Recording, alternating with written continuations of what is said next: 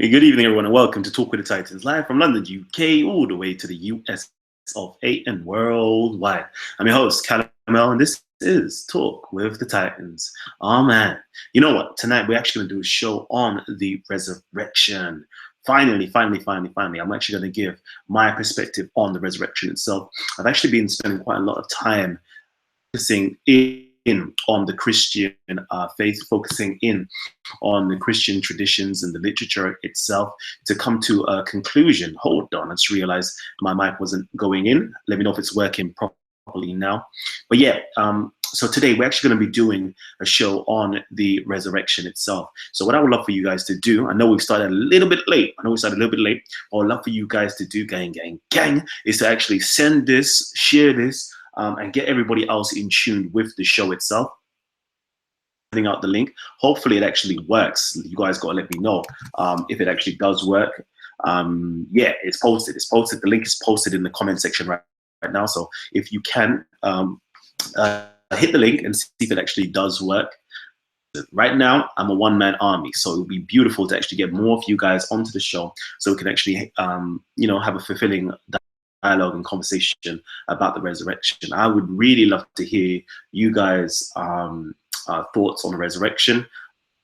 Definitely from my Christian and my Hebrews, okay? Kwame Sharala, I would love to hear my Hebrew Israelites come on and discuss the resurrection for me. I would like to hear about our personal resurrection, if we do actually have a resurrection, so to speak. Then also I would love for you to talk about the Christ resurrection as well. Okay, if you could talk about Christ's resurrection and see what you guys think. So far we've been having quite a lot of discussions. It's been quite hot. It's been quite fire still. Fire. What we've been discussing is whether Christ actually rose bodily or did he rose spiritually. Okay, this is a big dialogue that we've been having. It seems as though my Hebrew Israelite brothers share the same sentiment as myself in terms of spiritual resurrection. I've spoken to quite a few Christians, and they have a different understanding. They believe it's a physical resurrection itself. All right, and I would love to hear. I would really love to hear what you guys actually have to say on the resurrection. Okay, you can and speak to me about the resurrection. Oh man, Merry Christmas to my brother Pentecostal Ministries. I see you, King. So you're saying that the link isn't working for the last two shows? Oh, I don't know. If you are friends with me via Google Hangouts, literally message me, inbox me, and I think I'm going to send out the link to a few of my open Google Hangout conversations. So if anybody is part of them, they should be able to just spring forth and come straight in. Otherwise, sorry, I'm sorry. I'm trying for you guys. I'm trying for you guys, but it should be working. I'm just going to send it out to a few links. Okay, but if you ain't friends with me, I'm sorry. I don't know what I can do for you. I'm actually going to try my very best to actually copy and paste the link again for you guys. All right, copying and pasting the link. All right, so I'm fully aware that we're not going to have many people tune into this particular show. It's a very niche topic. Things that I will be bringing up will be quite niche, but I definitely know my Christian brothers, my Hebrew brothers should be definitely on this. Okay, all right. So I actually do today. I am going to discuss the resurrection with you. Okay, get ready for it.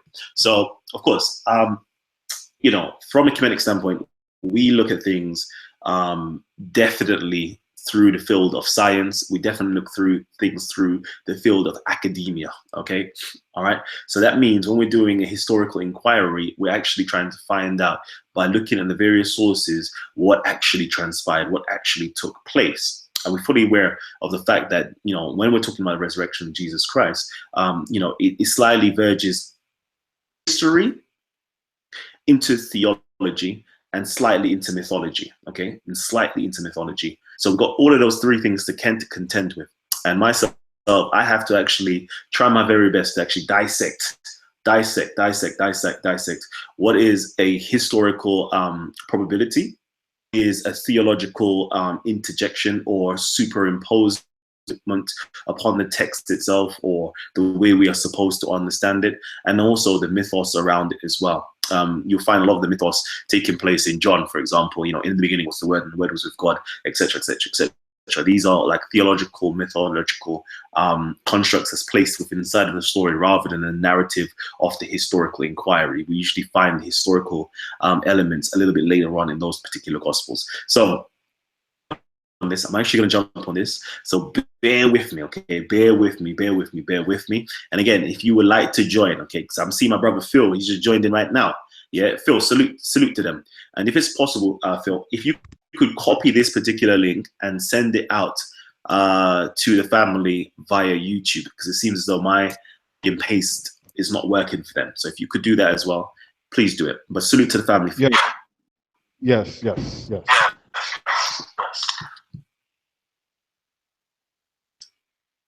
Oh man, okay, sugar. Say that again, King. Say that again. Yo, Phil, speak up again.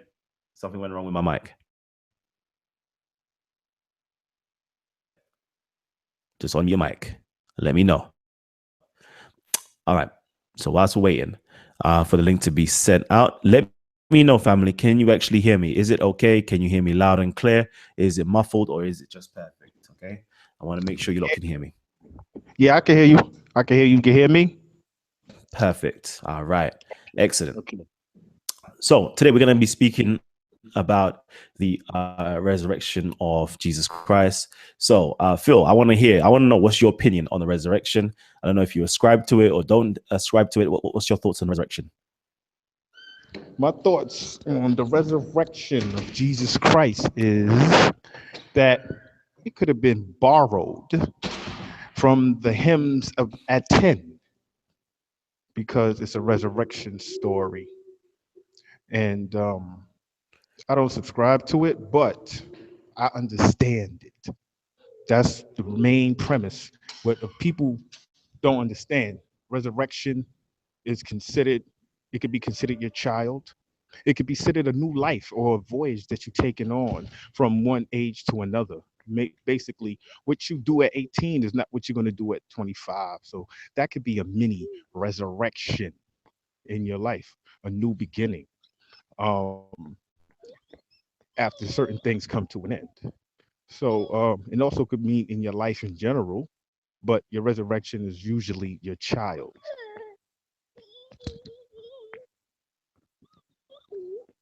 I'm done. Perfect. Perfect.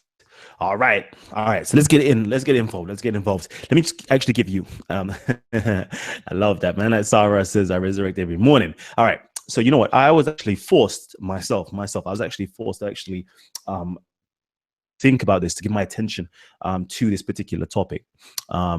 Yeah, I was actually forced. I had a nice sit down discussion with Bob the Builder a few weeks back. I've got a recording, sound recording. I still need to actually audio recording. I still need to actually upload. It's literally surrounded around Christianity in terms of the resurrection, in terms of miracles, the Coptic church, the Ethiopian church, the Africans that were involved with Christianity, from the Egyptians who had a very pivotal role in actually shaping the very foundations of Christianity and monastery life and so forth. So we had an excellent discussion on that, but we kind of had loggerheads. We literally, like, when we were speaking about the resurrection of Jesus Christ, he was very shocked that actually I'm very, how can I put it, in tune with the ideas, the various ideas or various concepts within inside of Christianity. It seems very similar to the Kemetic understanding. So there was a lot of similarities. There's a lot of similarities, no problem. We're not like the Muslims that don't actually accept historical facts such as Jesus's crucifixion and his death. We accept those things. Like, okay, so what's about the resurrection? Yep, we accept those things. Of course, Jesus resurrected, he ascended, and so forth. No problem. But the problem that we did have was actually to do with the bodily resurrection. So, of course, a lot of Christians, Jehovah's Witnesses, other Christians who don't actually accept and acknowledge the physical resurrection, but they they pertain to the spiritual resurrection. So we had that kind of loggerheads of spiritual resurrection versus physical resurrection. So and the problem with me in actually accepting the physical resurrection is, of course, things such as physical bodies that's been dead for 3 days, that have gone through the process of posing mortis and all these things that are seeping in and settling. It seems quite impossible for that type of resurrection to take place. If I just can't see it, I personally can't see it. I don't think it's a possibility at all. I have not witnessed any profound breaking of the laws of nature in my particular lifetime. So I have very hard brain functioning capacity to actually see that as being a reality. I really can't see it as a reality. I am open to the idea. I'm open to the idea as long as evidence can actually be presented to me. If evidence could be presented to me, I would be like, I will consider it, and I will actually adopt it if it's proved factual to me. But so far, it hasn't been proven factual to me, and I'm still open for my mind to be changed. Don't ever get it twisted. I'm still open for my mind to be changed, but I don't see that taking place. Why? I feel as though I know too much. Okay, I really feel as though I know too much. And I'm not saying that in a very condescending way. It's just that I have been exposed to alternative vantage points, alternative vantage points and knowledge and wisdom information to actually see that as being the case. So today I'm actually going to bring you guys into my world for a hot second. I'm going to bring you guys into my world. Now, I personally think this all started, with my good brother Jesus. My good brother Jesus. In where was he? He was actually in John 21. John 21. He had an appearance. He had an appearance to the disciples. They were actually on a boat fishing and so forth. They were fishing. They were literally on a boat in the Sea of Galilee. They're out there. The only way is there. They put it in the wet. They put in the they put in the, unfortunately they were fishing, but they weren't catching any meat. They weren't catching any meat at all, or any fish at all. So Jesus cried out to them like, Rob, you caught anything though?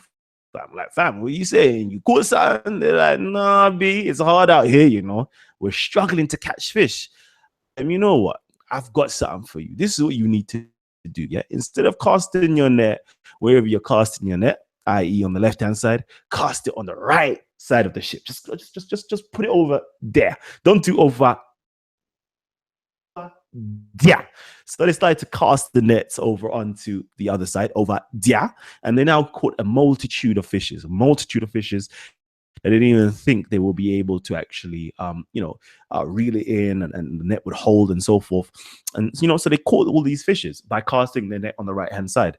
And I was like, wow, that's amazing. I feel that. I love that. And to me, it seems as though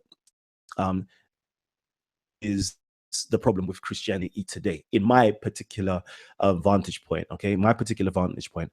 The net has been cast over onto the right-hand side. We're able to bring in a lot of individuals, a lot of people, a lot of flock into your actual congregation, and that's beautiful. People love that. People love the singing, people love the dancing, people love the praise, the worshiping, the beautiful stories, the beautiful motivational testimonies and things of that nature. It's wonderful. Y'all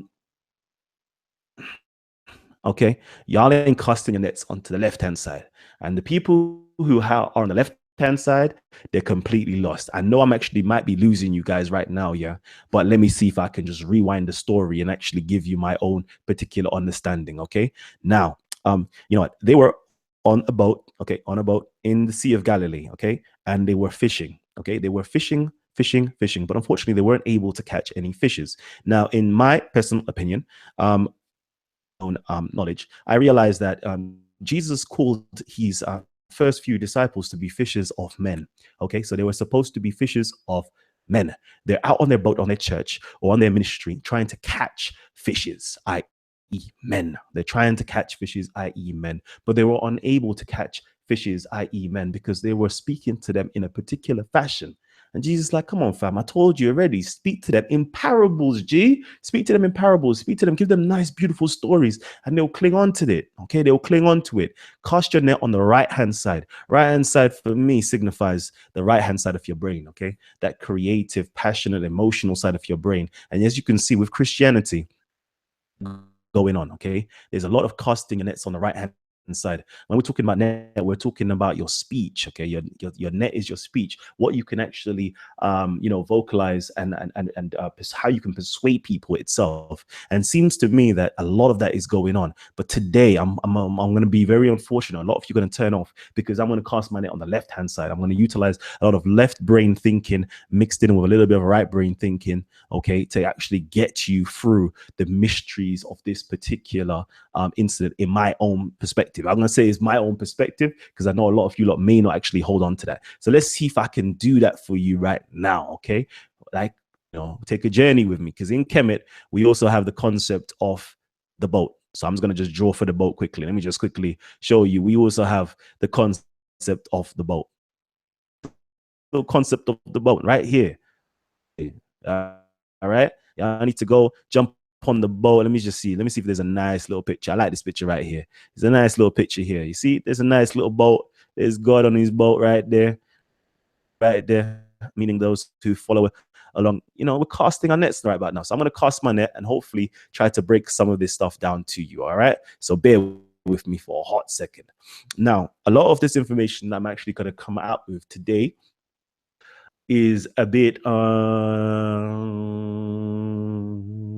from our own schooling, okay? From my own schooling. I'm going to read certain things out to you. So this is from my own schooling. So I'm going to apologize for a lot of you may just be lost with this, but let me just do this.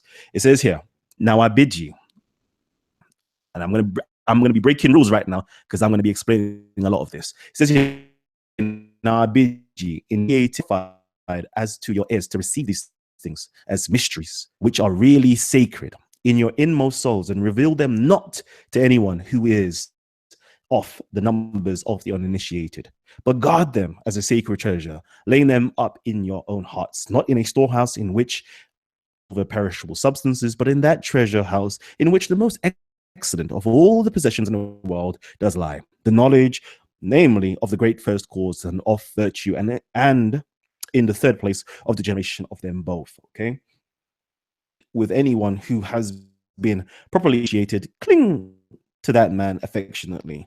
All right. So right about now, I'm going to speak to a lot of people who haven't gone through the same schooling as myself, ergo initiated individuals, and I'm going to speak about the laws of allegory. Okay, the laws of allegory, because in reading the Bible, we have to realize, a lot of what's going on is not straight literal how you read it. It's not that. He was a master of rhetoric. Jesus was a master of allegory. Jesus was a master of symbols. Jesus was a master of parables. Okay, he was a master of all of those things there. And a lot of people, just wasn't, how can I put it? Because they had eyes, but they didn't see. They had ears, but they didn't hear. They had hearts, but they had no understanding. So hopefully today I'm going to drop a few of these little gems, and so you could kind of understand where I'm coming from with Kemet and with how I view is pertaining to do with Christianity. All right. So today, scripture. Today, I'm going to be doing a little bit of Matthew 27:51. Okay. So what I'm going to be doing right now, is literally just tearing the veil of the temple, of that which is sacred, tearing the veil, that which is a mystery. Okay, I'm going to tear that veil, and I'm actually going to shake the foundations a little bit and split the rocks of your brain and trying to open you up to this type of information. And hopefully those of you who have that spirit of God inside of you and that spirit of discernment and that spirit of understanding will actually rise and become a true Sahu with me. All right, so let's get into this. Let's actually get into this mystery teaching from a Kemetic / again, slash Judaic understanding. All right. So we're going to jump into that. For me personally, I love understanding the people that I'm actually going to be. I'm going to Islam. I want to understand the Arab mind. I want to understand the literature of the time and prior to that time. I want to understand how they understood things. I want to understand all the influences that they had around them, so I can actually be a mind of an Arab during the 7th century, during the time of Muhammad. If I want to be, if I want to be and Judaism and so forth, I want to be in the time of Moses and so forth. What was the literature available during that time frame? What type of education would that person actually have? If I'm going to do that with Jesus as well, with Jesus Christ, I want to do exactly the same thing. Okay, I want to literally know what the people around the time were reading, what the people around the time were educated in, and how did they understand things. Okay, so this is what I'm going to actually do right now. I'm going to drop some of my methodology in reading the scriptures. So let's get it in. Let's get it in, family. Let's see. Man like Gabs in the building. Chase, what you saying, G? Yeah, Lord of mercy. I'm there. You feel me? Just out at the moment, but you know, one of the mans them just chilling. You feel me? Yeah, man, I'm here, man. I can't wait to get into this medicine. You feel me? Well, that's beautiful. All right. So let me drop the quick preset right now. So I'm going to jump into my methodology real quickly. All right. I'm going to jump into my methodology. So a lot of the times, okay, when you read things inside of the scriptures, it's filled with allegory, figurative speech, hyperbole, and some of it is of course literal as well. But we need to actually have a method of actually discerning all of those different layers. We need to have a methodology in discerning those layers. Anytime you read something, or anytime you actually do some type of investigation on something, first of all, always have a methodology. It can become subjective. So I'm going to make sure I have a methodology in place, so it's not simply my subjective mind trying to trick me or force me to understand something that's quite clearly not there. Okay, so let me actually go into this. A lot of these principles, okay, it says here, a lot of these principles have been there since the time of literally Rabbi Haya the Great. So this, we're talking about the turn of the 2nd century. We're talking about like 170, 181, and 150 and so forth, like that time period. Okay, these individuals were writing down or penning down these different types of methodology in investigating the scriptures. You could find these things also in authors such as Philo, writing literally in the 1st century before Jesus Christ himself. You can find these same types of allegorical speech and understanding as well in my favorite guy. What's his name? These as well. You could find in all of these literature. If you go through the Talmud, you can find it all throughout, and the Mishnahs and the Midrash, you could find these types of understanding all throughout. So in order to fully understand a Jewish text, really truly Christianity is a Jewish, comes out spring Judaic milieu, this Judaic milieu. So first of all, you must first understand what were the Jews' understanding of the scriptures at the time. So that's what I personally done. I've got in, understand the methodology, proceed to actually read the scriptures. Okay, so let me just quickly jump into something right now. All right, I'm actually going to be reading from the Guide of the Perplexed. Okay, and I'm going to jump into a few little precepts so you lot can understand where I'm coming from. All right, it says here, I need not explain what a dream is, but I will explain the meaning of the term mare, vision, which occurs in the passage, in a vision do I make myself known unto him. This is Numbers 12:6. I should really pull this up. The term signifies that which is also called mare ha nebua, prophetic vision, Yad Hashem, the hand of God, and mahazeb, a vision. It is something terrible and fearful which the prophets feel while awake, as is distinctly stated by Daniel. And I saw the great vision, and there remained no strength in me, for my comeliness was turned in me into corruption, and I retained no strength. He afterwards continues, thus was deep sleep on my face, and my face turned towards the ground. But it was in prophetic vision that the angel spoke to him and said, set him upon his knees. Under such circumstances, the senses cease to act, and the active intellect influences the rational faculties, and through them the imaginative faculties which become perfect and active. So what it's basically saying here is this is the sum up, I guess. You must know that whenever scriptures relates that the Lord or an angel spoke to a person, this took place in a dream or in a prophetic. All right. So, all right.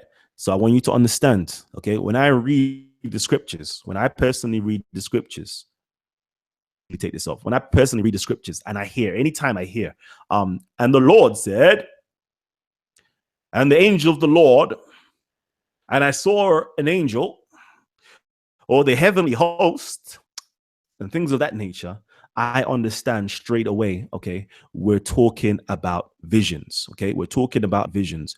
We're talking about visions, okay? We're talking about visions, or we're talking about dreams, or we're talking about allegories, okay? That is what I particularly understand by reading the scriptures, okay? Because the Lord thy God said that he will make himself known to prophets via visions and dreams, okay?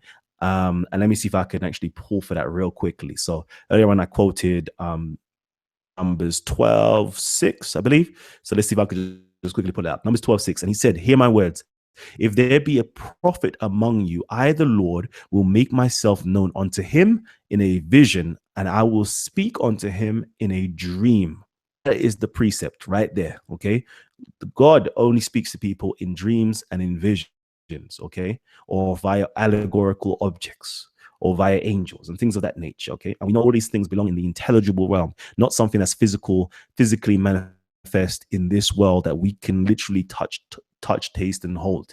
All right. So anytime a mention of angels and so forth, it's always talking about visions. Does that sound clear?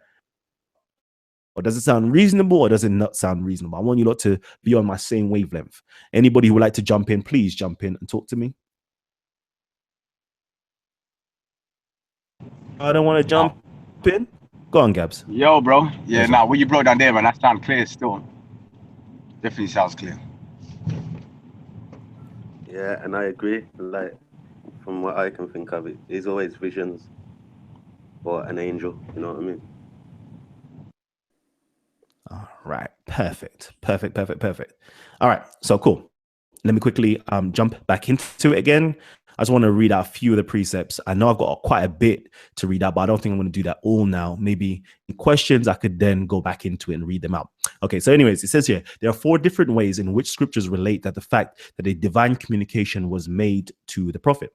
The prophet relates that he heard the words of an angel in a dream or vision. He reports the words of the angels without mentioning that they were perceived in a dream or a vision.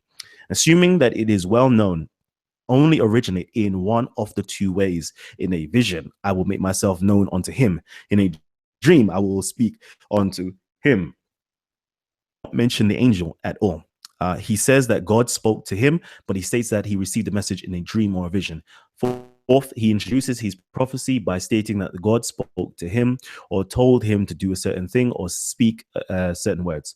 But he does not explain that he received a message in a dream or a vision, because he assumes that it is well known and has been established as a principle that no prophecy or revelation originates otherwise than in a dream or vision and through an angel. He used to say, we have already shown that the appearance of or speech of an angel mentioned in scripture took place in vision or dream. It makes no difference whether this is expressly stated or not. Okay. All right. Doesn't matter if somebody says it's a vision or a dream or not, as long as you know that is an angel, or as long as you know it's a revelation, it's taking place in a vision or a dream. Okay. For if the fact that an angel has been heard is only mentioned at the end, they rest satisfied that the whole account from the beginning describes a prophetic vision. All right. So they might not even mention no angel all the way throughout the speech, but as long as they tell you right at the end, oh no, there was an angel involved, you know it was a prophetic vision. So now that kind of leads me up. Okay, that sets up my framework of what I'm actually going to go into now. All right. Now, scriptures themselves, I found a few things quite shocking that I never really understood from the get-go before. Like, I really had to start understanding the textual criticism you know, the original manuscripts, jumping into that, seeing the late editions and so forth. So a lot of the early manuscripts, or one of the early manuscripts, for example, Mark, doesn't profoundly talk about the resurrection of Jesus Christ. It literally stops, for example, Mark or starts, literally speaks, gives an account of being, you know, Jesus' body being in the tomb and so forth, and the women coming to the tomb and so forth. But it doesn't give a, because it stops at Mark 16 verse 8. It does carry on in some Bibles to, I think, verse 21, but it you know, people been doing research and seen the original manuscripts literally stopped at 8, and doesn't go on to verses 21. So we have to literally cut that out of the picture. Then the next gospel that speaks about it is Matthew, and give it a very detailed account of what transpired. The first detailed account of what actually transpired took place in Luke 24. Luke 24. So today, hopefully, I'm actually going to go through Luke 24 with you guys, okay? And I want to see if you spot some of these cues within side of the scripture itself, so you could understand whether it is actually a living thing that's taking place, or whether it is a vision that's taking place. There is other lineups that I should have done already, but I don't think I'm going to do it right now. It's not necessary. I think I'll do it after this one. All right, so let me get into this now. Who wants to do some reading? I know we got some Hebrews in here, so if I say read to my brother Ezra, or should I send out to my brother Phil? Go on, Baba. Second, will you be able to read? What, Luke, what, 2024? Yeah, I don't know. Can you see on my screen right now?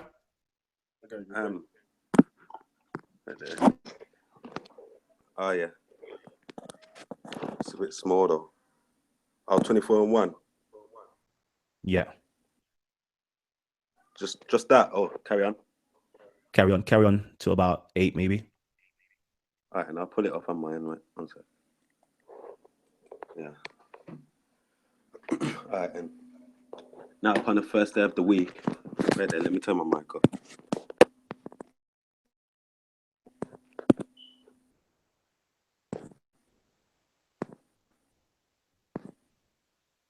One second, bro. All right, and yeah, now upon the first day of the week, very early in the morning, they came onto the sepulchre, bringing the spices which they had prepared, and certain others with them. And they found the stone rolled away with the sepulchre.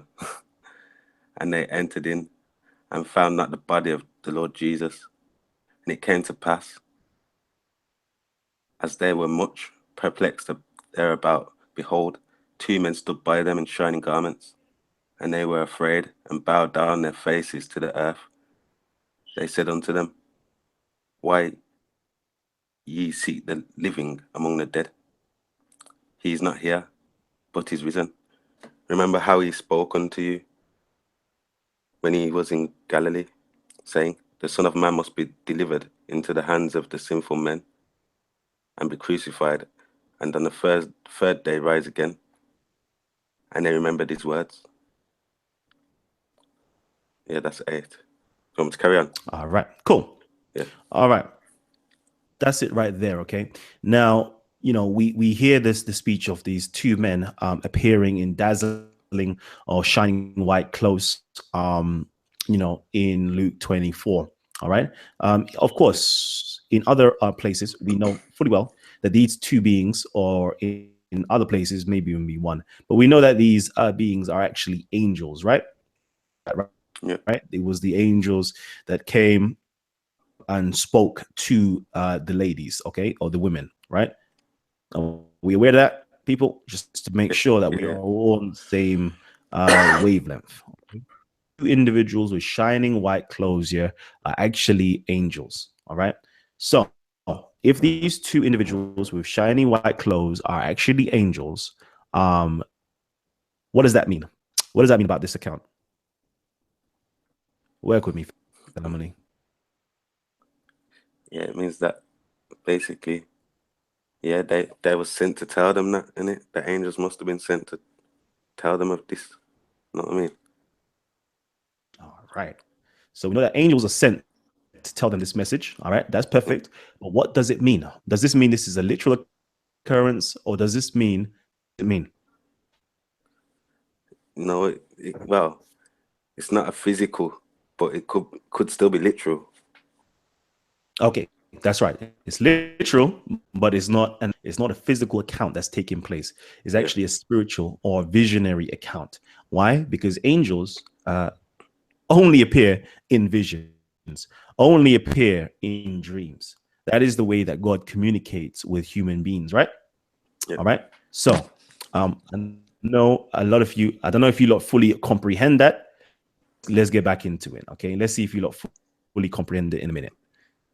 The groundwork with you guys. I don't even want to go into much detail. So it says, "Yes, Son of Man must forth his words." Hold on 1 second. Hello. Yo, I'm live right now. You know, Bob. Trust me, you are. Do you want to say hello to the family? Because we're live right now. Oh, okay. I'll say hello to the family. Family, say hello back to Bob. Hello. Yes, Bob. Peace, peace, peace. Yeah, yes, Man, Bob. like- What's Bob, good? how you doing, Bob? All right, so that's Gabs there, that's Ezra, that's Phil from America. They're all showing some love to you right now. All right, so if you My respects to everyone who's watching. all right, so if you just tune in I on, couldn't watch this program without jumping in. I couldn't let you go on, mate, without trying to challenge you. so as soon as you see it, jump on and then ring me back up again, and I would love to hear your challenge still. What do you mean jump on? I haven't got a clue how to jump on, mate. I don't know about technology. Cool. All right, call me, call my phone. So Is this not your phone? Yeah, this is my phone. Oh, so are you watching right now live? Right. Okay. What did you want to say? All right. So you talked about Mark.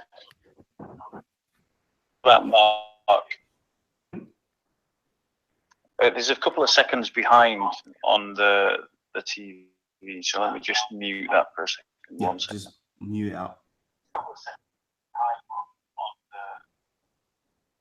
Right. So you talked about Mark, and you're saying, Mark doesn't talk about the resurrection. No, Mark does talk about the resurrection, but not in great detail as the remaining John and Luke does. So we're accepting that Mark does mention resurrection. Yes, definitely does. Okay. So then you jump to Matthew, right? Yep. And you were arguing that a couple of you've got this rabbi who talks about when you see angels, it's about a vision. This is the kind of continuation of the kind of conversation we've had independently. Yeah? Yeah. Yeah. Here's the question that I want to ask the family that's listening. Okay? Can a vision, purely within the mind's eye, touch something that is in the real world? No, it cannot. No, it cannot. Are we all agreed that it cannot, family? We are 100% agreed. 100%. That's speaking for you, Kalam. You can't speak for everyone else. Oh, Does everyone sorry. else agree? 100%. Everybody else. Repeat that again, Ezra. Yeah, 100%. You can't touch a spirit. All agreed that a vision cannot touch something physical. Yeah. Okay. So. Yep. Gospel of Luke.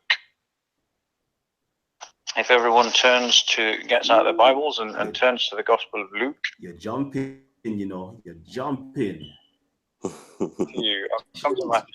No. Oh, God. I know where you're going. Let me line up the show first. I know what you're going to say. Before you say, you're about to sleep me right now, and I'm shook and I'm running scared. I won't even lie and deny it. So before you do that, Bob, hold tight. Let me finish off. It counts that I want to finish off first. So there's the first count with the women and at the tomb. All The right. second account. Was that in Matthew? Yeah. Luke. I'm just going to deal with the book of Luke today. So I'm going to touch on the 3 accounts of them actually meeting Jesus. And on the third account, where they came in, that you want to speak to, when they were all sitting down and having a meal and so forth, that is the place where you're going to get me. I know you're going to get me at that place, but we haven't reached that yet. Let me just lay up the other stuff. Right. Wait. Well, then I'll ask you a question on the bit that you've already talked about. So I won't sort of disrupt the flow of your program. Cool. About the women and the tomb, yeah. Mm-hmm. You family to consider. It was a vision. Right? That the women saw because they saw an angel. Ed? Okay. However, in that same passage, it speaks clearly that the angels went to the tomb and they found it empty. Yeah. Now, if it was just a vision occurring in the real world, then where did the body go? Great question. To you and the family to consider. And I might call you back and jump in at a different point. Exactly. So on the third, when we do the third story, or the third segment, jump in there, and then we need to answer your question that you're going to talk about the physical touching, and then we also need to answer your question about where did the body go? What I'm saying is that the later point of this same passage confirms what the women were experiencing. Yeah. If we take your line of argument, Kalam, women were having a vision, so it wasn't real. Mm-hmm. Yeah. However, the later account, when the apostles go to the tomb and there are no angels, this is later, they are also confirming that the tomb is empty. So we have both the apostles with no angels in the story and the women with angels in the story all seeing an empty tomb. If you're going to argue that it was just a vision, then where's your angels for the latter part of the story? However, the gospel is trying to communicate that the tomb was empty because the tomb was genuinely empty, that it's talking about an event that occurred in the real world. Yeah. All right. All right. Agreed. I'll leave that with you. I'll tune back in and see how you chew the cud. All right. Take care, brother. All right. Cool. Jeez, man, like Bob the Builder, you know. Man, see him, he's ready. You know, he's an assassin. He's ready. You know. My brother's ready just to knock off my head, you know. So I can't wait because we're definitely gonna, we're gonna build the case first. Okay, we're gonna build the case, and then after we build the case, okay, that's when we're gonna be ready to actually see whether the case actually stands the eyes of scrutiny. Yeah, scrutiny. So hold tight, Bob. I love this. It's going to be a very interesting show. Please, family members, please share the link with your friends. Okay, share the link with your friends, because today you're going to actually get a wonderful experience. You have a wonderful experience because Bob the Builder is not somebody that you can play around with. He's coming for my head right now. He's literally coming for my head because I'm putting forward certain things that I know for sure he doesn't agree with. So it's going to be an excellent how can I put it, interchange of ideas, and hopefully we can learn something, because so far I don't think I've seen anybody put forward these styles of arguments. I haven't really seen it so far, and so hopefully it's gonna get interesting. It's gonna get real good. So let's get back into this. Family. So Luke 24. All right, Luke 24, and we see here, and they remembered his words and returned from the sepulchre, and told all these things unto the 11 and to all the rest. It was Mary Magdalene and Joanna and Mary, the mother of James, and other women that were with them, which told these things unto the apostles. And their words seemed to them as idle tales, and they believed them not. Then arose Peter and ran unto the sepulchre, and stooping down, he beheld the linen cloths laid by themselves, and departed, wondering in himself at that which was come to pass. Okay, so as we can see here, tell the story to everybody. The women literally came there with their spices to attend to the body. They found the stone rolled open. They walked in, they saw these two angels in dazzling white clothes. They were fearful. They hide their faces. They were terrified and so forth. The angel spoke to them and said to them, why do you look for the dead amongst the living? And told them a few things that Jesus, said he will rise, etc. And so let me just make sure I haven't missed anything out. All right. Okay. And then afterwards, they went and told the disciples, and I believe it was Peter who rushed there to actually see what they were actually talking about, whether it's true. They were talking idle tales. All right. So that's the first account. Okay. I know my brother Bob is going to say to me, nope, Callum, this is definitely something that actually took place.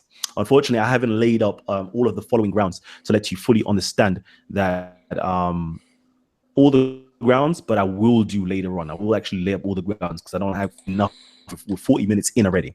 So far we can see that definitely the tomb is open. There's no body of Jesus in there. There is this angelic appearances, okay?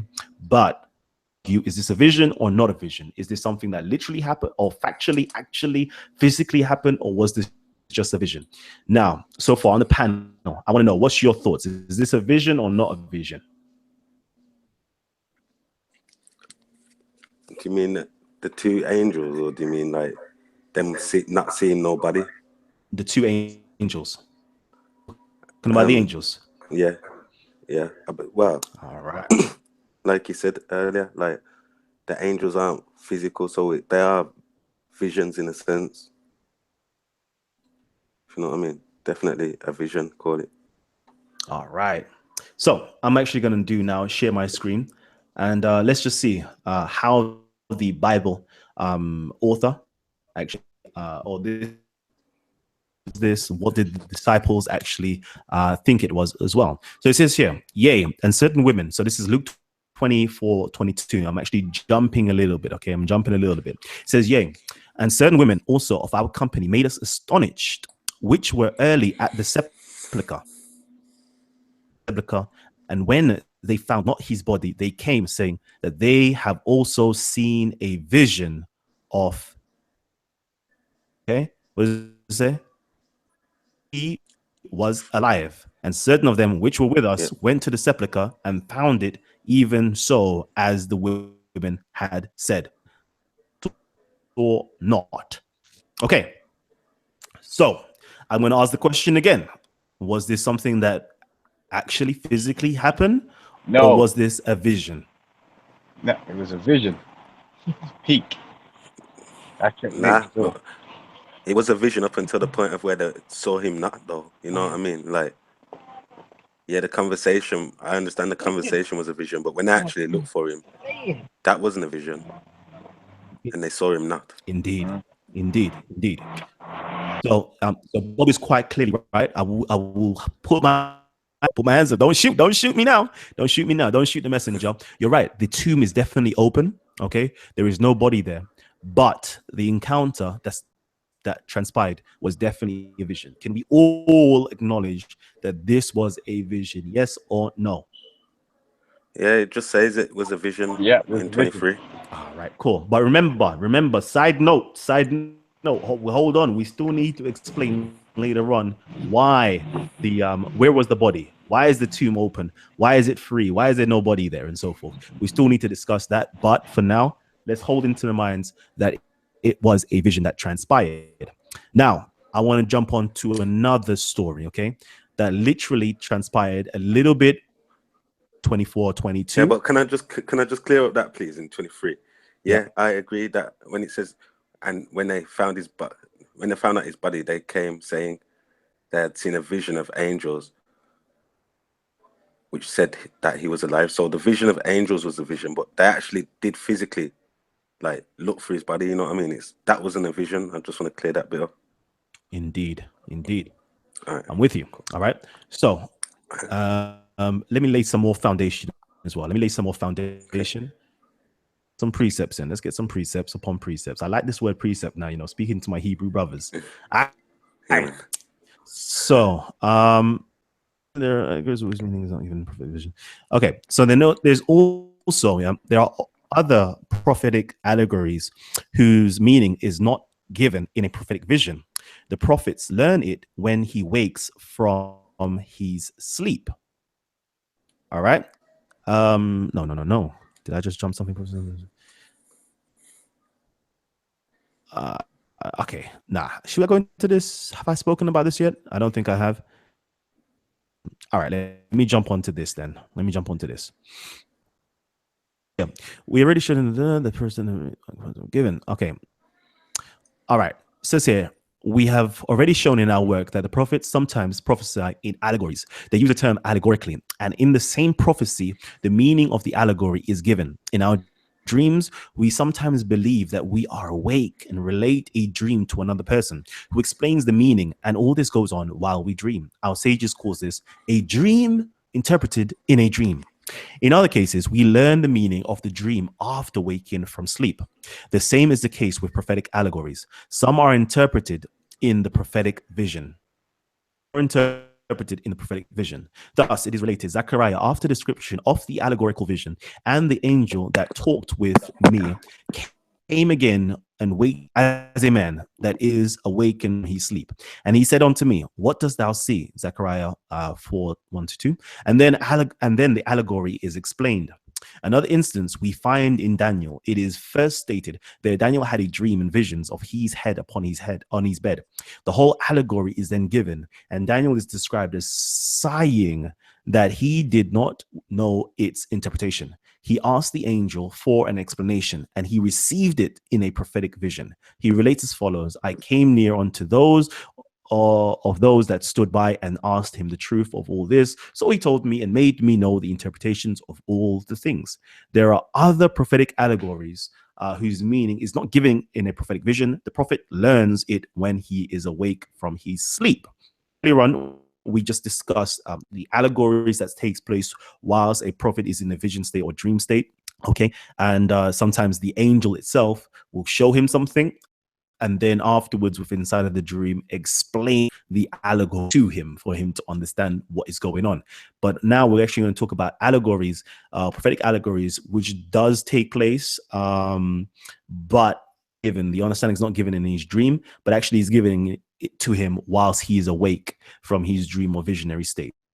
Okay, and it says here that allegorical objects. Okay, so you must further know that the prophets see things shown to them allegorically, such as the candlesticks, horses, and mountains of Zechariah, the scroll of Ezekiel, the wall made by Plumbline with which Amos saw, the animals of Daniel, the seething pot of Jeremiah, and similar allegorical objects shown to represent certain ideas.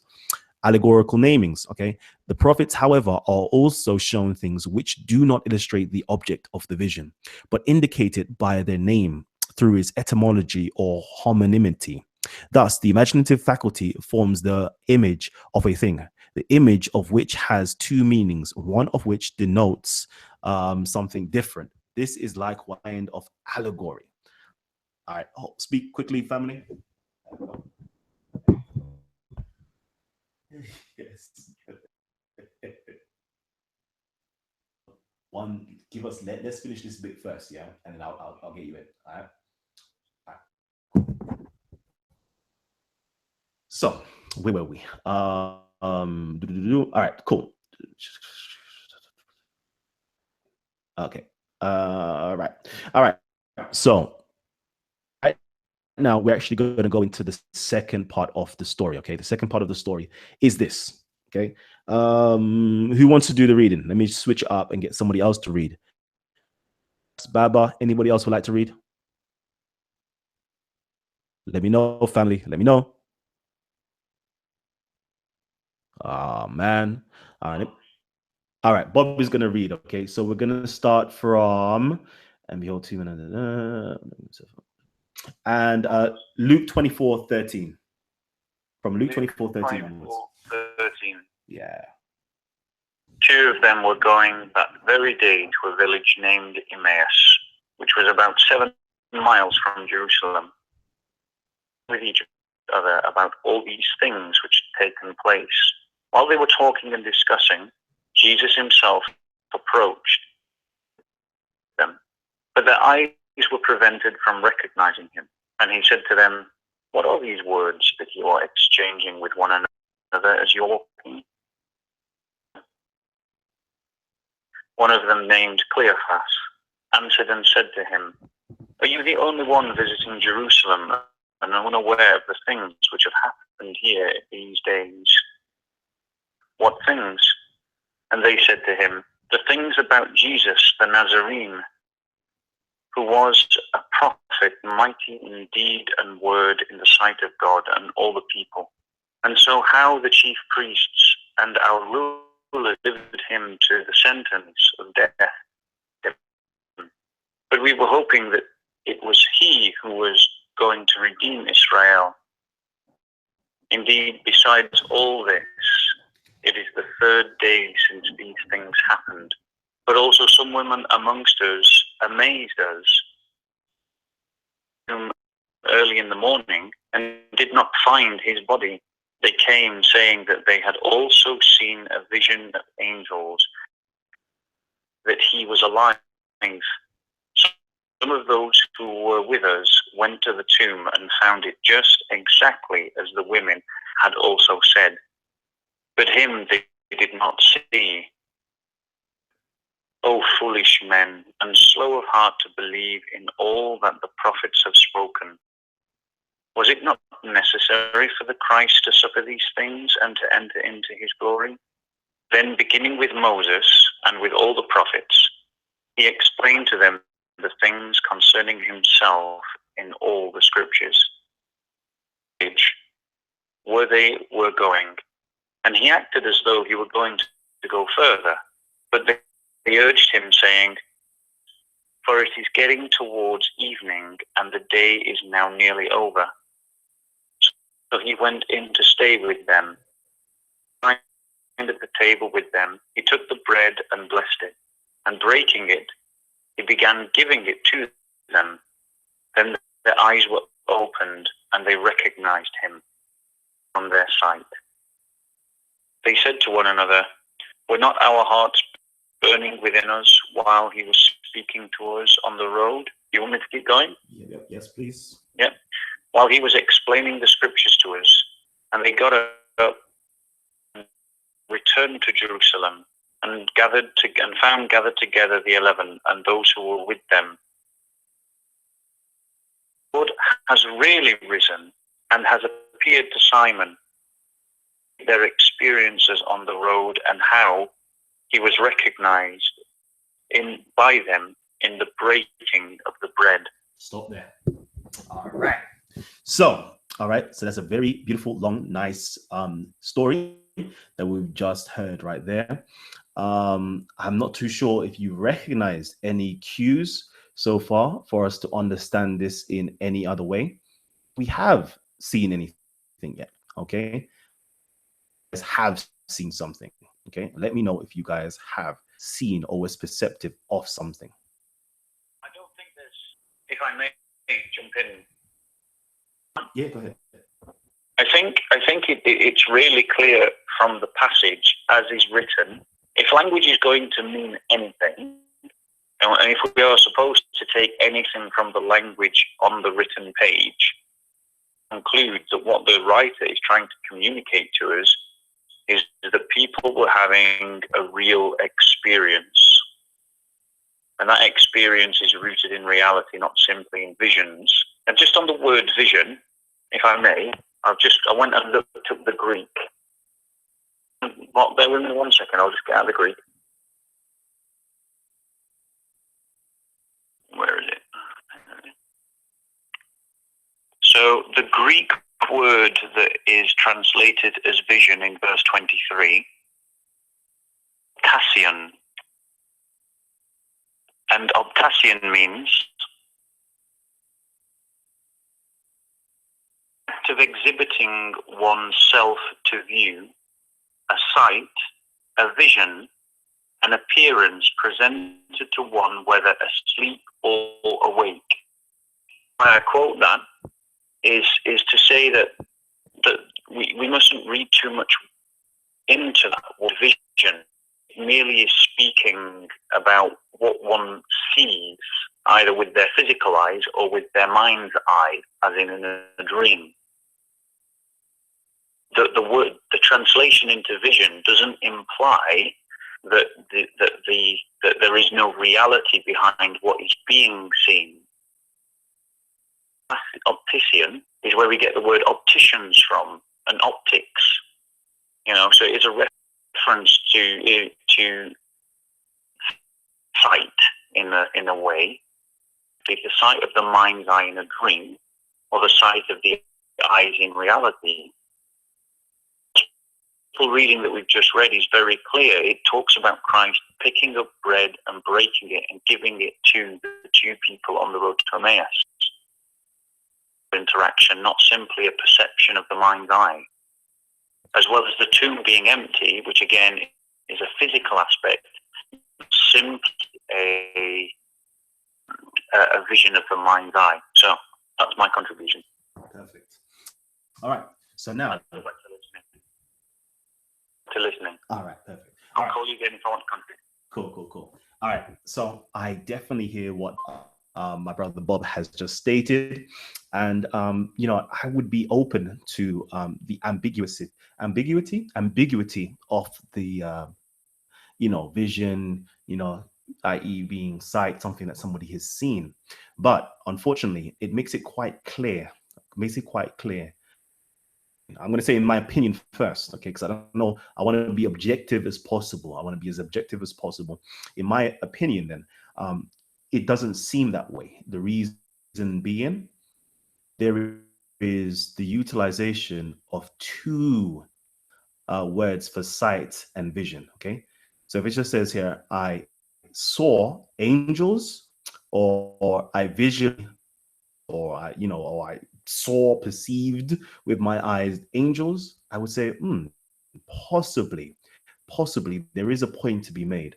But when there is a quite clearly, what's the word for this? An emphasis that is taking place. Okay, there's literally almost a doubling that's taking place. We have the word horao or hori, like horoscopes, right? And it says quite clearly that this word here means, in the Strong's Concordance, why we're not seeing it properly. Bear with me. What number is it? All right. We have it right here. 8. All right. So it literally means to see with the eyes, or to see with the mind, to perceive, to know, to see, become acquainted with by experience, to see, to look, to take heed, to be aware, to care for, to pay heed to, I was seen, shown, myself, appeared. So now if it says I saw with my eyes angels, you know, I behold something, I perceive something, then I could say there is possibly an argument. But okay, it now doubles it by saying optasia, the act of one seeing of oneself to view, a sight, a vision, an appearance presented to one, whether asleep or awake. So it's quite clearly saying, I saw a vision. Okay, I saw a vision. There is be no need to double something if it is not a vision. It's trying to emphasize the fact that it's quite clearly a vision. I saw something. It's like saying I saw twice. I saw. Letting you know that it's definitely an apparition or a vision. And we also know, based upon our own precepts as well, that an angel, okay, is an intelligible creature, i.e. something that only appears in the mind's eye. All right, as we've already established already. So it's making it quite clear. Okay, I saw a vision of an angel. In my perspective, if I am wrong, or you don't think that's the case, I am welcome to be. I'm welcome to someone saying something different. But real quickly, let me jump back into this now, because I need to lay a few little lines down. Okay, methodology. So let's get back into our methodology. So back into our methodology, let me just quickly let you know, the correctness of this theory cannot be doubted, and only those who do not comprehend it, who do not know to distinguish between that which is possible and that which is impossible. The instance quoted may serve as an illustration of other similar scriptures passages not quoted by me. They are of the same kind, style. Whatever is said in the account of a vision that the prophet heard, went forth, came out, said, was told, stood, sat, went up, went down, journeyed, asked, or was asked. All is a part of the prophetic vision, even when there is a lengthened account, the details of which are well connected as regards the time, the persons referred to, and the place. It has once been stated that the event described to be figuratively, it must be assumed for certain that the whole is a prophetic vision. All right. So I've just laid the foundation right here. I've laid the foundation, and I want to open this up right now to you guys and to see, did you see any of those little markers that we've read out? Did you see anything to do with, you know, being a figurative account, it possibly being a prophetic vision? Did you see anything that was impossible that took place? Did you mark the accounts of any homonymity or the etymology, names that was mentioned? Was there particular places that were mentioned that could have a figurative understanding and meaning? So I'm going to open it up. Let me know, family. Did you guys see anything as such? Please come in, family, come in. If you didn't see anything, just say I didn't see anything. For me personally, I didn't see any problem with that. Like, yeah, like I said earlier, I understand that them seeing the angels was a vision, yeah, but like Bob said when he came in, like there's a lot of physical aspects to what we've just read as well. All right, perfect. Okay, so anybody else? It sounds logical. I can respect Sounds it. logical. I'm following along, although I don't have a Bible. I'm following along. All right, I'm gonna reread something, and let me see if you don't see anything may suggest otherwise now. All right, that may suggest otherwise, because I'm going to tell you that there is. You may not have eyes to see it. And behold, two of them went that day to a village called Emmaus, from Jerusalem about 60 furlongs. Was there anything in there that sound digital to you? Anywhere, just anything. It might not have. Nope.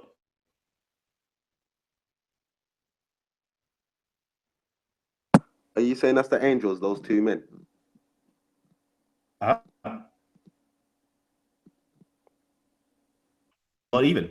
Oh, okay. Okay. I'm gonna jump into this real quickly. I'm gonna jump into this. So now, for example, we have here, and behold, two of them went that day to a village called Emmaus, which was from Jerusalem about 60 furlongs. Okay, so this is 60 furlongs long, 60. So I'm asking you, does the number 60 sound any way familiar to you?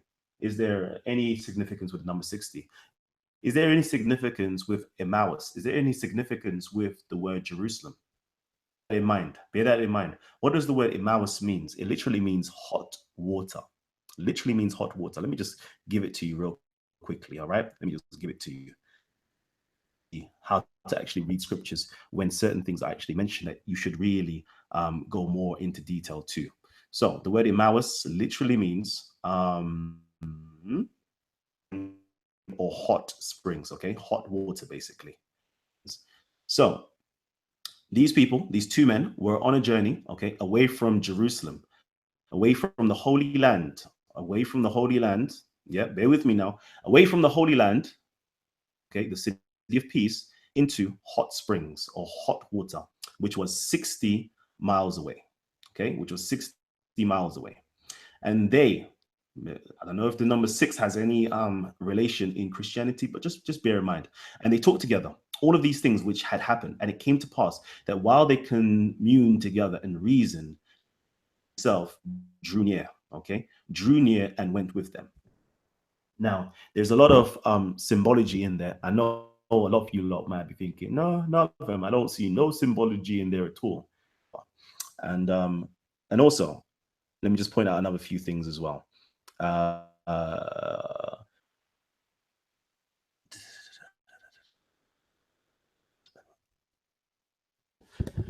it says here, and it came to pass as he sat at meat with them, he took bread and blessed it and brake it and gave to them, and their eyes were opened, okay, and they knew him, and he vanished out of their sight. So that doesn't sound odd to you at all. Clues doesn't sound odd to you at all, no? Just open up. Let me know, family, if none of these little clues here sounds a bit odd to you. I guess it doesn't. So let me just quickly try to break it down for you then, since it doesn't actually sound odd to you. Now, Jesus wasn't actually there literally, but he was there figuratively. But you know Kanye's West song? Phil, I know you know this. Jesus walks. You know then when Jesus walks with you. Have you ever heard that song before? Yes, of course, of course. Is it a literal fact that Jesus walked with you, or is it something that's actually metaphorical? In metaphorical and spirit, you know, and motivation and spirit, Jesus walks with them through the shadows of the valleys of the death, I believe, right? Yeah, that's correct. That's correct. So let me get this with you, okay? So it says, remember there was two of them that was there, yeah? It says here, for where two or three, okay, this is Matthew 18:20. For where two or three gathered together in my name, in the midst of them. This is Jesus talking, okay? So Matthew 18:20. If two or three are gathered in my name, in the midst of them.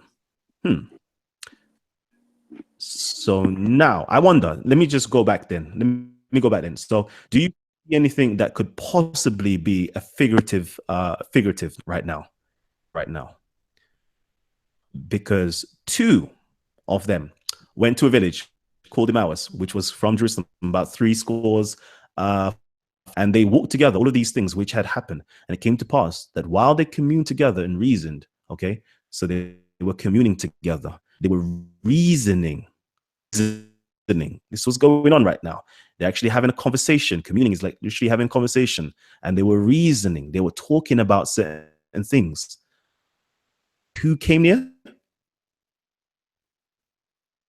Who comes near when two or more are gathered? That's my question to you. Who comes near? Family. Who comes near? Yeah, the Messiah. Comes near.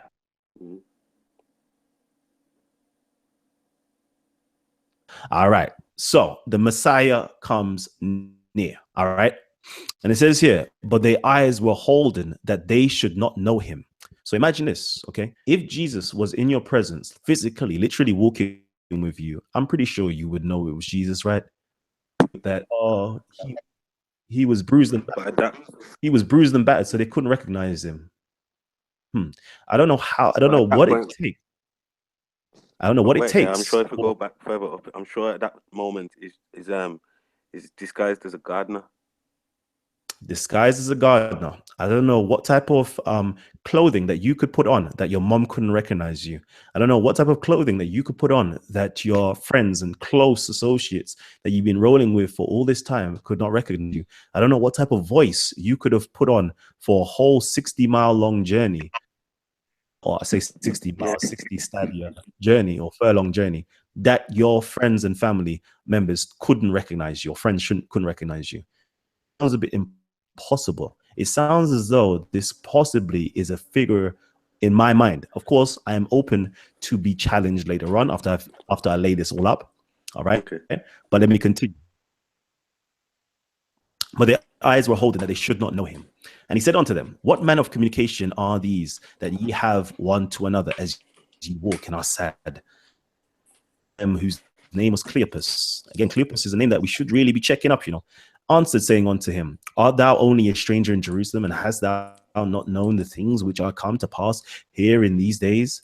And he said unto them, what things? And they said unto him concerning Jesus of Nazareth, which was a prophet, mighty indeed in word before God and all the people. And now the chief priests and our rulers delivered him to be condemned to death, and have crucified him. But we trusted that it had been he which should have been redeemed, and so forth and so forth. So forth. forth, and so forth, and so forth, and so forth. Let me get into this real quickly. All right. Then he said unto them, he said unto them, finally, Jesus is starting to manifest himself. Fools and slow of heart to believe that all the prophets have spoken. Ought not Christ have suffered these things and to enter into his glory? And beginning with Moses and all the prophets, he expounded unto them in all the scriptures the things concerning himself. And they drew nigh unto the village, whither they went, and he made as though he was going to go further, but they constrained him, saying, abide with us, for it is towards evening, and the day is far spent. And he went in to tarry with them. And it came to pass with them, he took bread and blessed it and brake and gave to them, and their eyes were opened, and he vanished out of their sight. Now, again, I'm going to ask, okay, this is a rhetorical question. I'm going to ask, yeah, is this really something actually physically took place? As though the prophets have spoken about when it talks about allegories taking place. No matter if it's a journey that's taking place and somebody's asking questions and if there's questions being asked, remember, don't even matter. Like he went forth, he came out, he said, was told, he stood, he sat, asked or was asked. All is a part of the prophetic vision. Lengthened account. This is a mad long account. Even if there's a lengthened account, still rest assured, this is actually a prophetic vision, or this should be understood. All right. I'm laying the foundations for you to understand, that this should be understood figuratively. Let me continue real quickly. All right. And it also tells you, a lot of these prophetic allegories and visions, sometimes it's told to you within inside of the vision, but then sometimes it's told to you once the vision is complete. What was done? Explain what was taking place. All right. And it says here, after the eyes are open, and they said one to another, heart burn within us while he talked with us by the way, and while he opened to us the scriptures. Up the same hour when returned to Jerusalem and found the 11 gathered and talked to them, saying that the Lord has truly risen, for he hath appeared to Simon. Now, and they also say he was known to us by the breaking of bread. All right. So is this now a prophetic allegory? Is this a prophetic allegory? That's my question to you guys. Is this a figure of speech? Okay. That you was on the way to destruction. Were you on the way to hell, going away from Jesus? Okay. Towards Jerusalem, there's the way towards peace. There's a way towards enlightenment and truth and security. But were you leaving the teachings of Jesus? You following the way of Emmaus? Were you following the way of hell? Were you going into that direction? And Jesus had to now walk with you, talk with you, counsel you, figuratively, of course, because where two or more is gathered in my name, surely I am present. Was he there figuratively whilst you lot were communing and discussing the scriptures? The form of the Holy Spirit of Jesus was burning in your heart and actually talking you through the scriptures. And when you find in places inside of the scriptures where this was actually prophesied to actually transpire, was that the case? Was that the case? Was that the case that you finally realized what Jesus was talking about all the time when he said, I am the Lord of the Sabbath?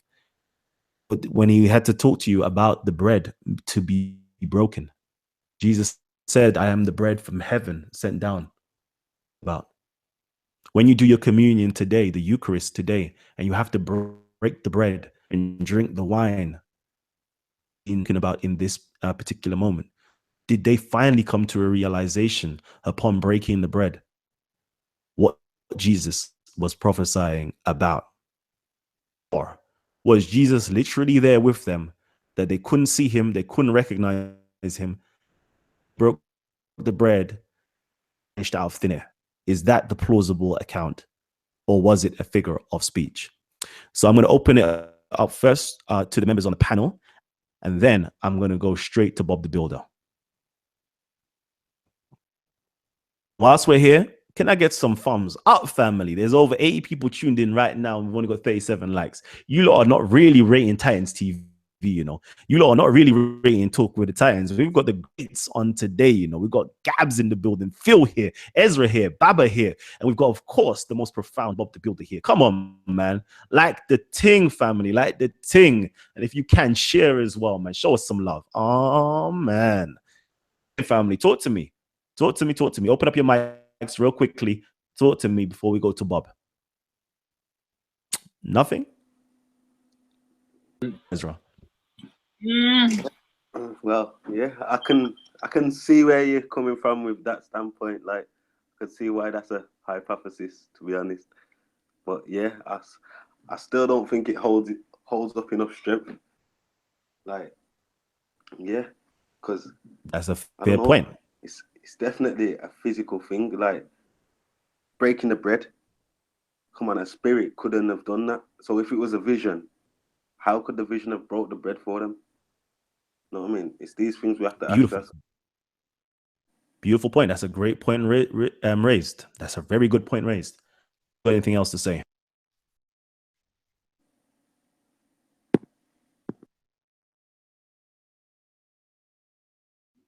Phil, I saw you on your mic. Go ahead, King. Well, it could be allegoric, but I always associated breaking bread with community, communion, dialogue. I know it was symbolized in the church as Jesus' flesh, and drinking the wine and supposedly sipping his blood. But that's as far as I know, and that's as far as I can surmise. All right. So let me just quickly, so far we have a great objection as to, the breaking of the bread. That sounds like a physical act. How can that be the case? Clearly, if this is something figurative, why is he breaking bread? Point that's been raised. I'm not going to answer it right now. I want to make sure that everybody has the opportunity to raise their concerns. Go ahead, Bob the Builder. Let's get it in, King. Thanks very much, Callum. And thank you for so wonderfully stacking up all those stipples, just so I can knock them all down again. We're talking about the Road to Emmaus journey. 16, it states quite clearly, but their eyes were prevented from recognizing him. Now, it doesn't explain how or why.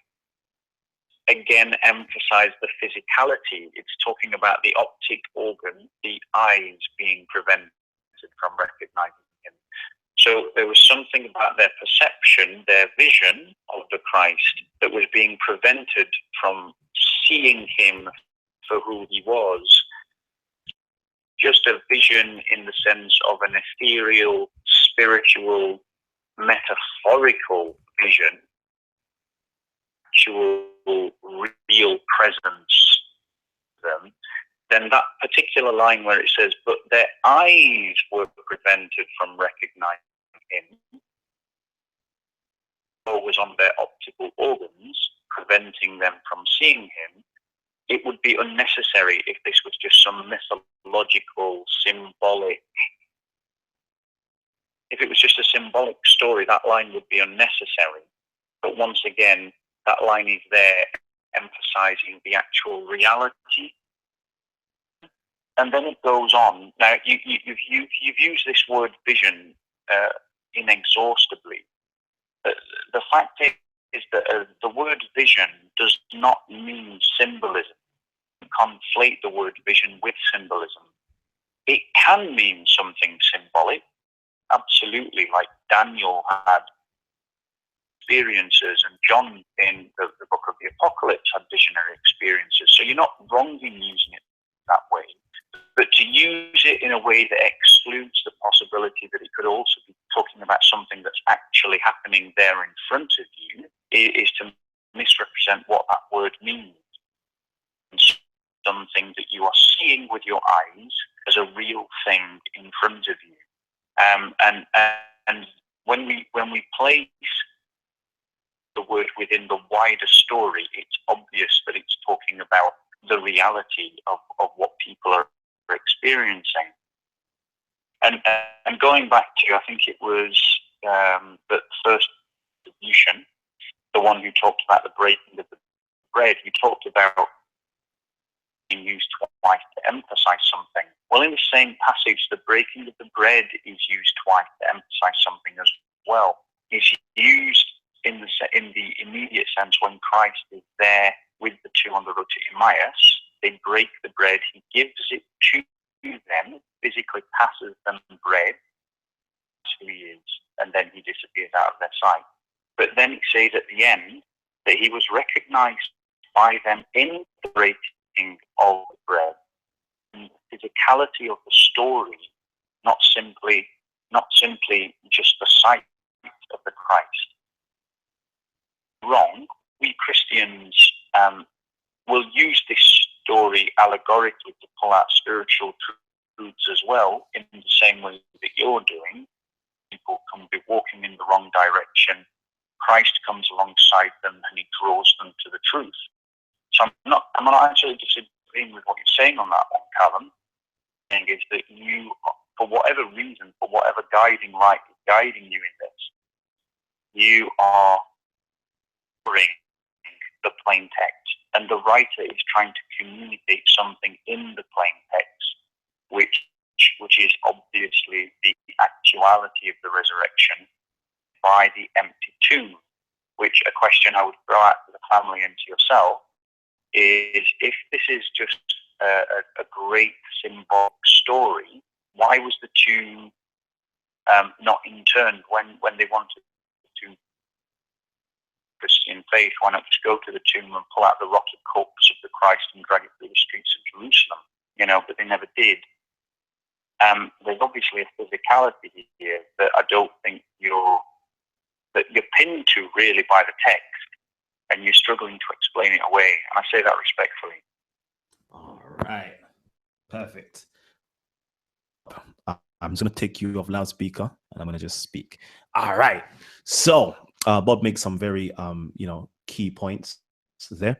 It definitely speaks about them. Let me just make sure I bring this up. Share screen. He makes the point that their eyes were held from seeing him. Let me just see it. And their eyes were open. They knew him, and he vanished out of their sight. Nope, sorry, not that one. It says right here.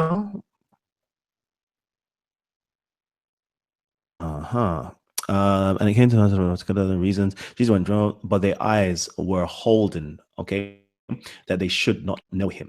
Okay, so he's basically bringing out the fact that this right here is something that took place where it's, of course, ophthalmus, their eyes, okay, was literally held back, that they should not recognize him. Knowledge, I love this word, basically knowledge right here. All right, so they couldn't know him. So there was no ability to know him because their eyes were holden, okay, were prevented. All right, so let's just quickly understanding.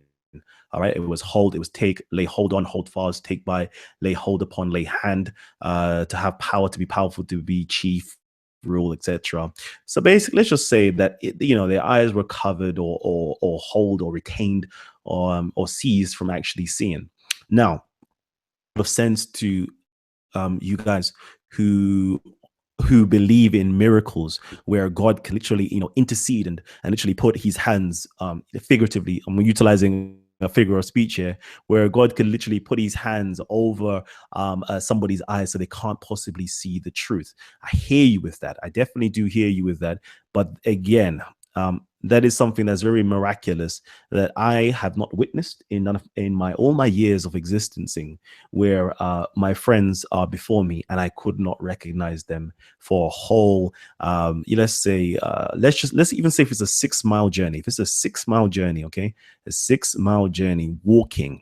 Okay, that's a good couple of hours. You're walking on the road with somebody and you could not recognize them via their face, via their physique, via their figure, via their mannerisms, via their speech, via their voice. None of that. was able to be recognized by you because it was a miraculous account. To say that miraculous account that their eyes were holden from them.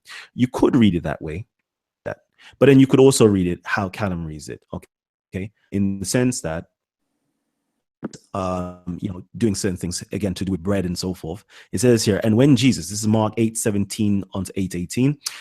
And when Jesus knew it, he said unto them, why reason ye because ye have no bread? Perceive ye not, neither understand? Have ye your heart yet hardened? Having eyes, see ye not? And so let me just go there. Having eyes, see ye not. Okay, see ye not. Okay, having ears, but hear ye not. Okay, so you have ears, you have eyes, but you see not and you hear not. Do you not remember? All right. And do you not remember, basically? So the question is then, is this not a figure of speech that Jesus is talking here? That clearly you have eyes, but you do not see. So my contention to what Bob is saying is that we're stopped from seeing, but it is a figure of speech that literally they were unable to recognize him. Standpoint, okay, from a figurative standpoint, they were unable to perceive the words, perceive who Jesus was. They were all in doubt. They all had doubts about the Christ. They all believed Christ to be this magnificent, mighty individual who would bring about their salvation. They could not perceive what Jesus' true mission really was, which finally, after going through the scriptures, they then began to understand Jesus and his ministry. Anyways, let me open it up because my voice is going. Apologies. Who wanted to speak? I heard somebody's mic shuffling. Yeah, it was me. I just wanted to go back to one of the points that you made about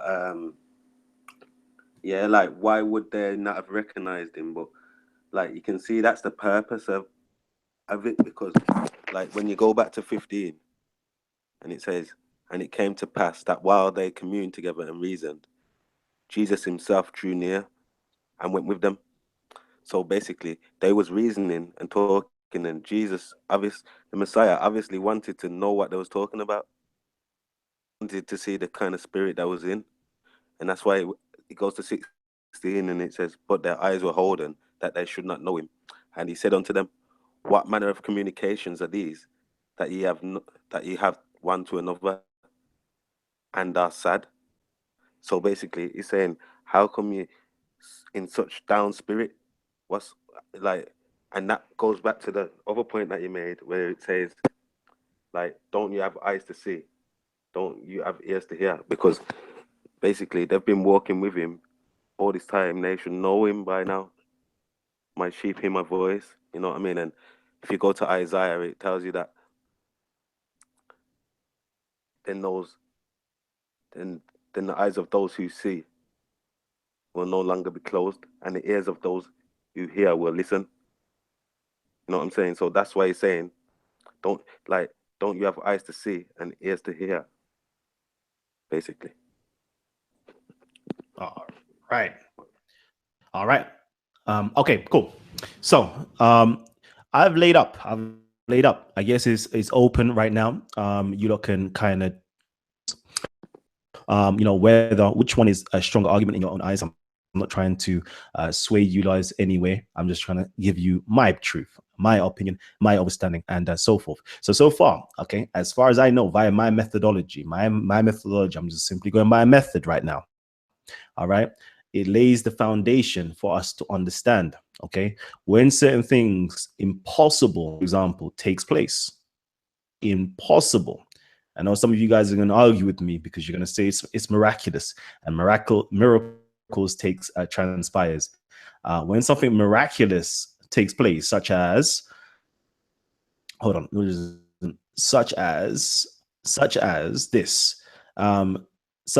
vanishing out of plain sight. Okay, when something miraculous is impossible takes place, it draws my attention to let me know, okay, by utilizing my methodology, is is possibly talking about an allegory, a vision. This is what it's letting me know. When I see other impossible feats taking place near, which is also a very spiritual act. If you go into the word egizo and you see that the spirit draws near and other things of that nature, when people are in the temple, God's presence draws near and so forth, you realize that it's a very spiritual connotation towards it. When all these things happen, to me, I see it talking about when two or more are gathered in my name, it's talking about a figure of speech or allegory. Okay, when all of these takes place, to me, that is what it is. Of course, you guys could possibly see it differently, but I'm going to continue with it. So let me keep going. So now this is where Bob the Builder is going to get me, hands down. He's going to get me right here because something very wondrous is going to transpire. And it says here from Luke 24:36, and as they spoke, Jesus himself stood in the midst of them and saith unto them, peace be unto you. Gas right now. Salaam alaikum. Shalom, shalom aleichem. All right. And they were terrified and frightened and supposed that they had seen a spirit. And Bob's going to get me. Okay. And he said unto them, why are ye troubled? And why do thoughts arise in your hearts? Behold my hands and my feet, and it is I myself. Handle me and see me, and see, for a spirit hath not flesh and bones, as ye see me have. I'm in trouble. And when he had thus spoken, he showed them his hands and his feet. Yet believed not for joy, and wondered. He said unto them, have ye here any meat? Piece of broiled fish and honeycomb. And he took it and did eat before them. And he said unto them, these are the words which I spake unto you while I was yet with you, must be fulfilled, which were written in the laws of Moses and in the prophets and in the Psalms concerning me. Then opened he their understanding, that they might understand the scriptures, and said unto them, thus it is written, and thus it behooved Christ to suffer and to rise from the dead the third day, and that repentance and remission of sins should be preached in his name among all nations, beginning at Jerusalem. Of these things, and behold, I send my promise of my Father upon you. Whoopsie.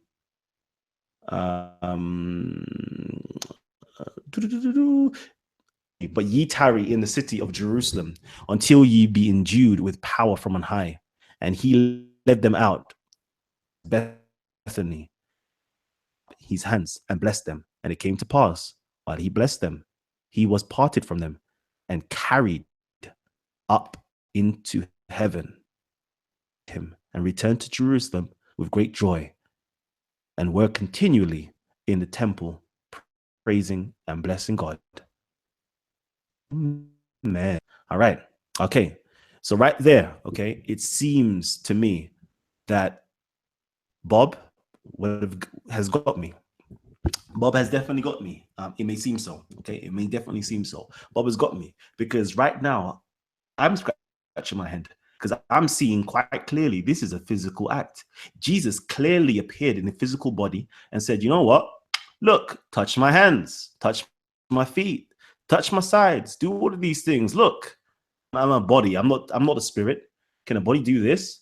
You know way is there. Let me eat some food with you. Let me jam with you for a hot second. It is a physical act. Now, for me, I'm with Bob. Up until the point it says here, and it came to pass while he blessed them, he was parted from them and carried up into heaven. Now, this part here that makes me think, going up into the heavens, that seems a bit impossible. If I saw, David Blaine elevating or levitating up into the heavens, I would think, no way, that's impossible. Where's the ropes? There's something going on here that I'm not quite seeing. That just doesn't seem right to me. That seems as an act of impossibility. Okay. Now we can also go into the other scriptures. Okay. So if we go into, I believe it's Matthew 28. Was it Matthew 28? Nope, might not be Matthew 28. I think it may just be John. No. Yeah.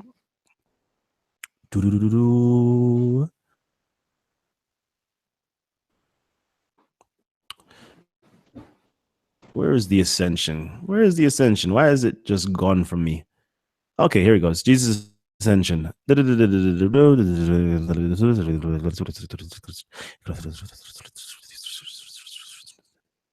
can't even see it. Where is it? Okay, they worshipped him during temple to Jerusalem when he led up to Bethany in his hands and blessed them while he was there, taking them to heaven, and then they worshipped him and returned to great joy. Now, I'm trying to actually find the point here where actually angels took him up into heaven. Angels took him up into heaven. Does anybody know? I'm asking. Quick question, family. Let me know.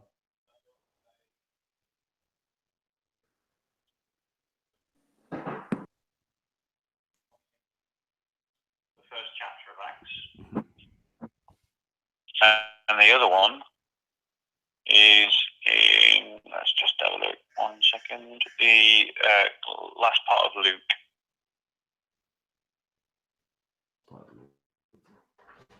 Okay. Let me see. Verse 50. Let me do this. Angel. Easy way. 24, verse 50. But with your permission, Callum, can I jump in? Yes, you may. You've mentioned a couple of times the verse where the Christ talks about where 2 or 3 are gathered in my name, there I shall be amongst them. And this we Christians believe to be true. And 2 or 3 are gathered in Christ's name, there is Christ amongst us. But we do not experience that with the same physicality described in the Gospels account in Luke 24, where the 2 people who were walking to Emmaus were joined by Christ quite physically, and he gave them the bread.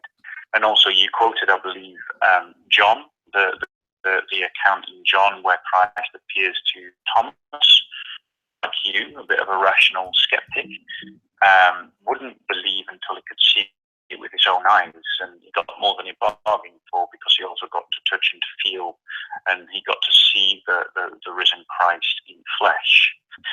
But the thing is, Christ founded a kingdom, but he also founded a nation for that kingdom, which is the ecclesiam, those that are called out from the world, the church. And that is what we call you too. We call you, Callum, to the church, and we call anyone else who wants to know Christ to the church, because we form a holy nation, a royal priesthood, a people set apart, one for God's own good pleasure. Now, in the Psalms, in Psalm 16 to 11, it states, I have set the Lord continually before me. He is at my right hand. I will not be shaken. Therefore my heart is glad, and my glory rejoices. Also will dwell securely, for you will not abandon my soul to Sheol, nor will you allow your Holy One to decay. So this is one of the verses that the Christ taught the apostles, who then taught their successors with regards to one of the prophecies of the anointed, that he is called the Holy One. He is said to have died, but his soul was not abandoned to Sheol, and his body doesn't suffer decay. He rose physically from the dead, as we believe, then his body was not abandoned to decay, nor his soul abandoned to Sheol. one who sits at the right hand of the Father. So only Christ fits this description. Now, this is one of the Old Testament prophecies that talks about the Messiah, and in Psalm 22, the famous psalm that talks about the crucifixion. I'll not read it because I'm sure everyone's familiar with it, but you have a very accurate description of the crucifixion there. I would say to you that you're right in saying that the gospel evidence is very clear, physical account. And with regards to the issue about what you struggle to believe that a man can rise up to heaven, that any normal man like me or you, if they were to suddenly rise to heaven, that would be pretty astounding, but it's not something that I would expect to happen. But if Christ truly rose from the dead, that in itself, after being dead for if he'd been dead for that long and then rose from the dead, then everything else is open. Everything else is open. If the resurrection is true, then it is also true that a man can ascend into the heavens. You know, it's a question of whether you believe in miracles or not. Indeed, and that's the major question right there. Okay, so back into this. So now, all right,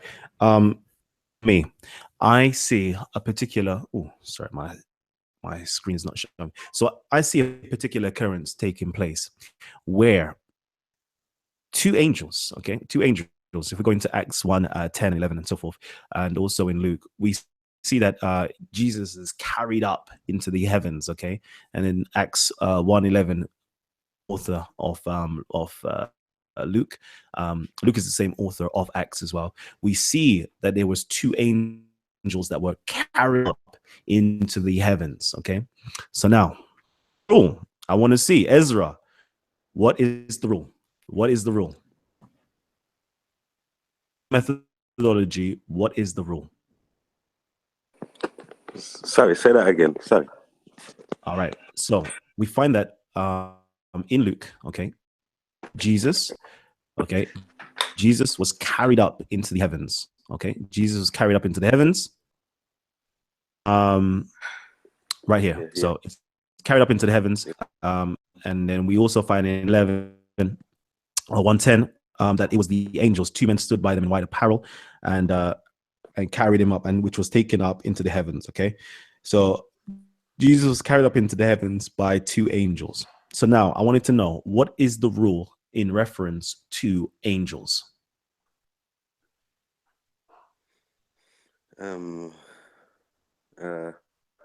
Well, we know that they can't have sex and stuff like that. All right, let me go. They can't produce seed. Yeah. Let me go back into it. Okay. Yeah. The rules. Okay. The rule is okay.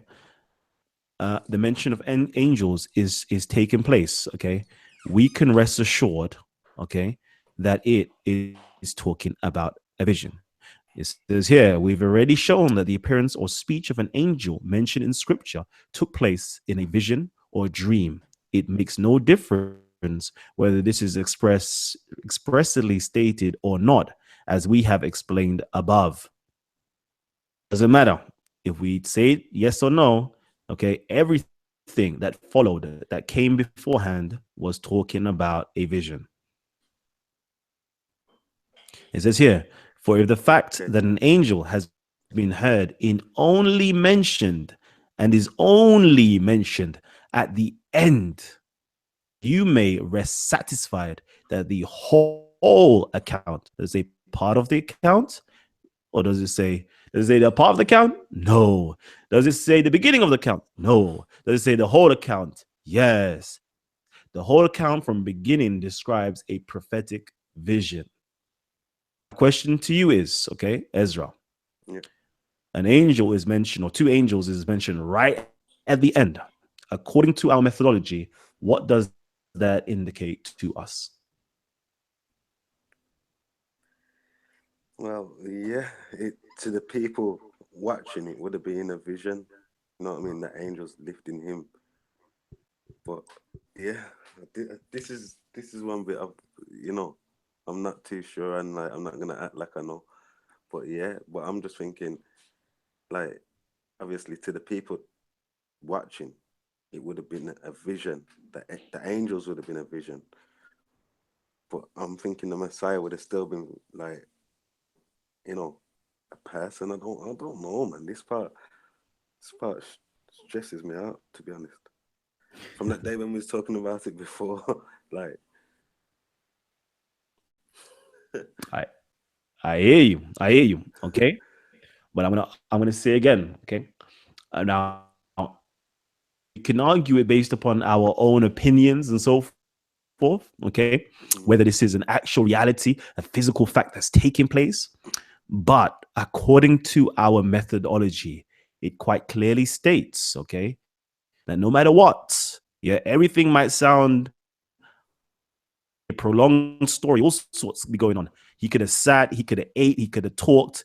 Remember what it said here? Hold on, let me just see. It says here that he could have, the prophet heard that went forth. He could have went forth. He could have came out. He could have said something, was told something. He could have stood. He could even sat down. He could have went up. He could have went down. He could have journeyed. He could have asked, or he could even have been asked certain things. The case was as long, okay, it makes no difference, because as long as an angel has been heard, is only mentioned at the end, literally right at the end of this particular chapter, we find the mention of angels. You may rest satisfied that the whole account from the beginning describes a prophetic. We can argue whether we believe it was a prophetic vision or not, but I'm saying simply based upon the methodology, was this indicative of a prophetic vision? Well, yes, I've finally come to my conclusion now, just looking at it again. And my obviously this is only my belief now, my understanding, you know what I mean? This ain't consensus on anything. But I believe personally, when he appeared to them the first time, yeah, because he told them he would visit them again. And when he was walking with them and he appeared to them then, he was physical, you know what I mean? At the time of breaking bread, he was physical. But let's go back, look. He disappears from them after breaking the bread. So what verse is that now?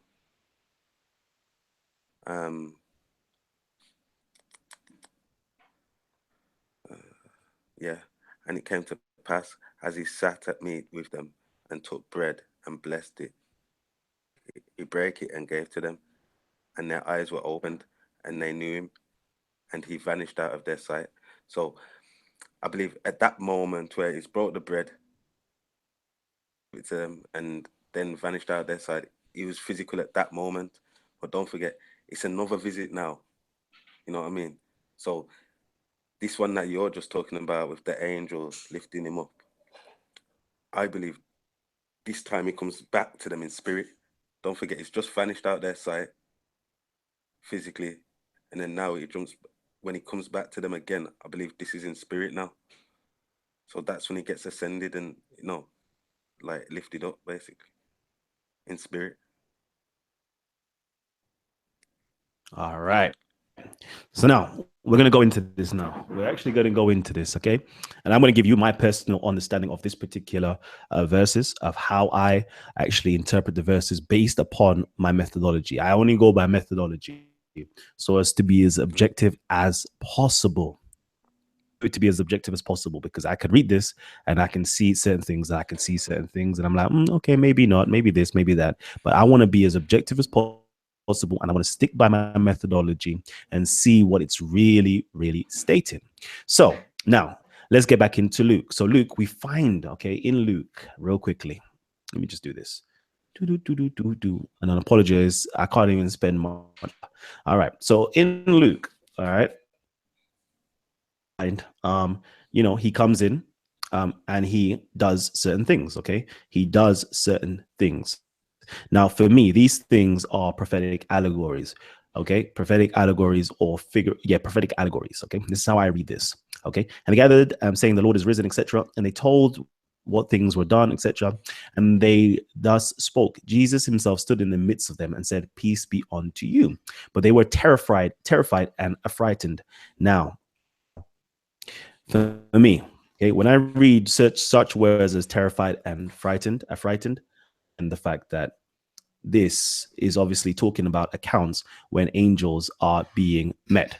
Why do I say this? Because it lets us know right here it is something, a prophetic vision. Okay, it is something terrible and fearful which the prophets feel while awake, as is distinctly stated by Daniel. And I saw this great vision, and there remained no strength in me, comeliness, etc., etc. You'll find that this type of verbiage here, being terrified and frightened. Quick search, let's see if we can do a quick search if this actually appears anywhere throughout the scriptures. I should just do it. Okay, may have to put in some other words than that. All right, well, anytime you see these words, these are indicators of a vision, or this is an indication of an angel appearing, or this is an indication of what's called God appearing. Okay, all the angels, all men are always terrified or afraid or scared when God or an angel appears. We even find the same type of verbiage, I believe, if we go back into Dylan and so forth. It literally says, and the angels came and they were much perplexed about two men shining garments, and they were afraid. There is always this fear taking place. There's always this being terrified, always being afraid of something. This is the normal verbiage that's been utilized when angels are present, okay? Or God is present. So when I read this, I see those indicators. I see those clues that's letting us know what's going on. Now, anyways, it continues to talk about and found that their body. Sorry, my bad. Why did I just jump? Okay. Suppose that they had seen a spirit, and he said unto them, why are ye troubled, and why do thou thoughts arise in your hearts? So just imagine this now is a vision or an allegory. Yeah? Just imagine, just bear with me, like humor me for a hot second. So this is just a vision or an allegory. And why do your thoughts arise in your hearts? Behold my hands and my feet, that it is I myself. Handle me and see, for a spirit hath not flesh and bones as ye see me have.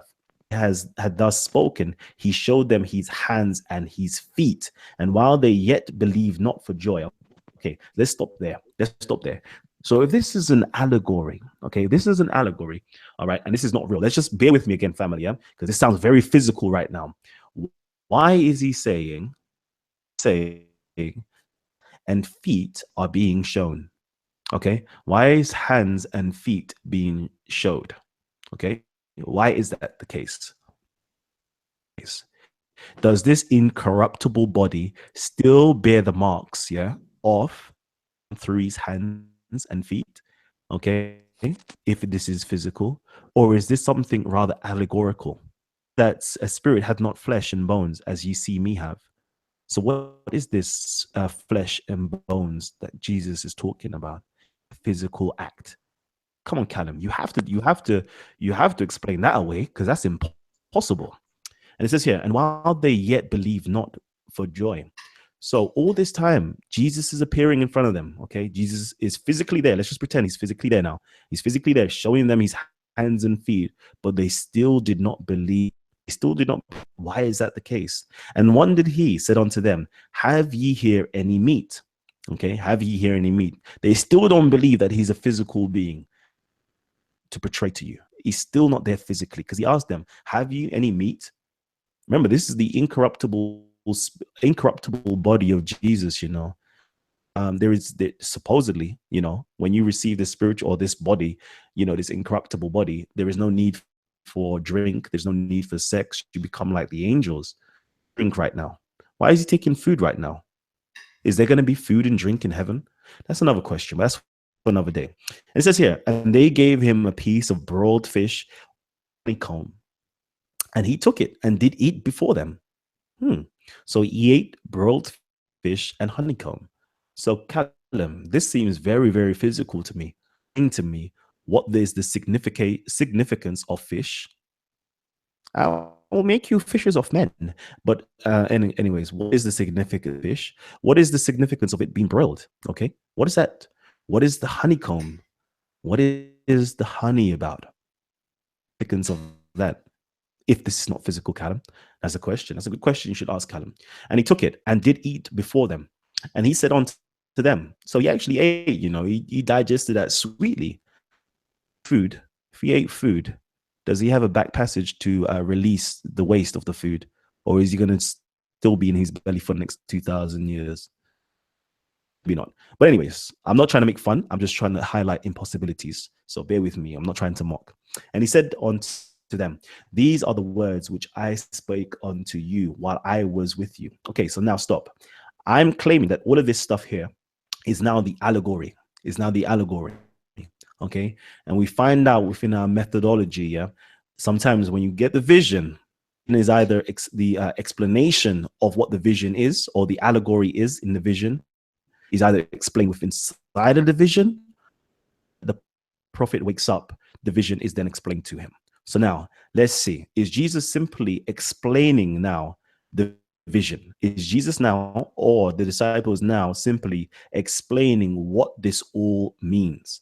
Okay, and he said unto them, these are the words which I spake unto you while I was yet with you. Are you not still with us now? That's a good question to ask. What does that mean? While I was yet with you, are you not here? Things must be fulfilled which were written in the laws of Moses and in the prophets and in the Psalms concerning me.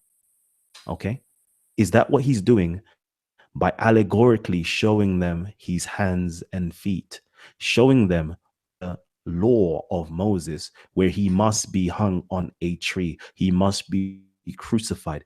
Is this showing in the prophets? Okay, well, the prophets prophesies of him in David, in Psalms and so forth. Okay, what must happen to the Messiah, i.e. buried and rise again? Is this what it is taking place? Is this an allegorical explanation of everything that we've read before it? Then opened he their understanding, finally understanding what is going on based upon this allegory, that they might understand the scriptures, and said unto them, thus it is written, and thus it behooved Christ to suffer and to rise from the dead the third day, and that repentance and remissions of sins should be preached in his name among all nations, beginning at Jerusalem.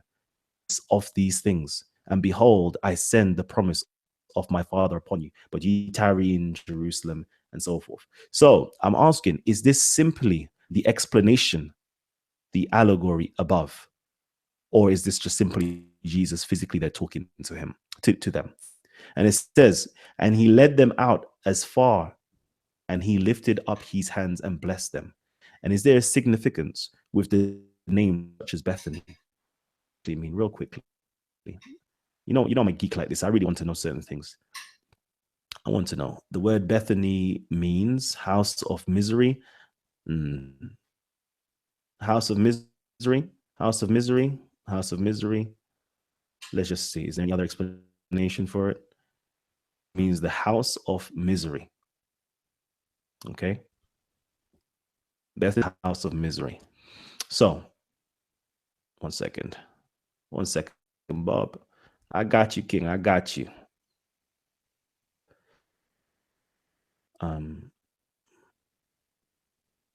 So let me continue. All right. So he led them out from the place of misery, and he went up, and they worshipped him and returned to Jerusalem with great joy. I wonder, what's the opposite of joy? Is it not misery and depression? We now come to the conclusion in truth who Jesus is based upon the allegories. I don't know.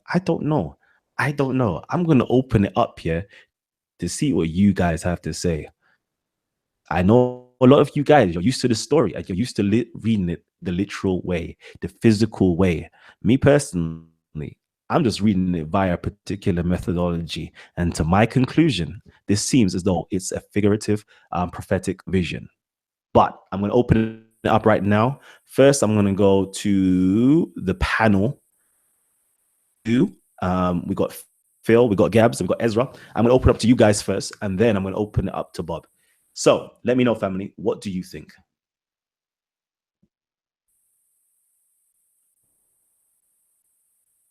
because some of you guys. Yeah, I'll let them guys go first. Because I'm gonna just wait on 1 second. I'm sharing the link, family, if you lot would like to join in, because we're literally about to close down in a little while. So there's the link if you lot would like to come in. I do believe that human beings can physically come back to life again. I know you know that you lot think that human beings can physically. Yeah, I know some of you guys believe that even though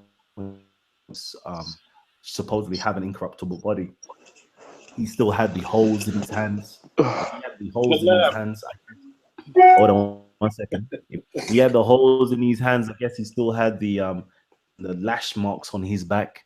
And if he had the lash marks on his back, he still had the crown, the thorn imprints on his forehead. He must have really looked like a disfigured individual appearing to the disciples. You lot think, or is there an alternative explanation as this being an allegory? I'll open it up to you guys. Go ahead, fam. Is it possible I can speak?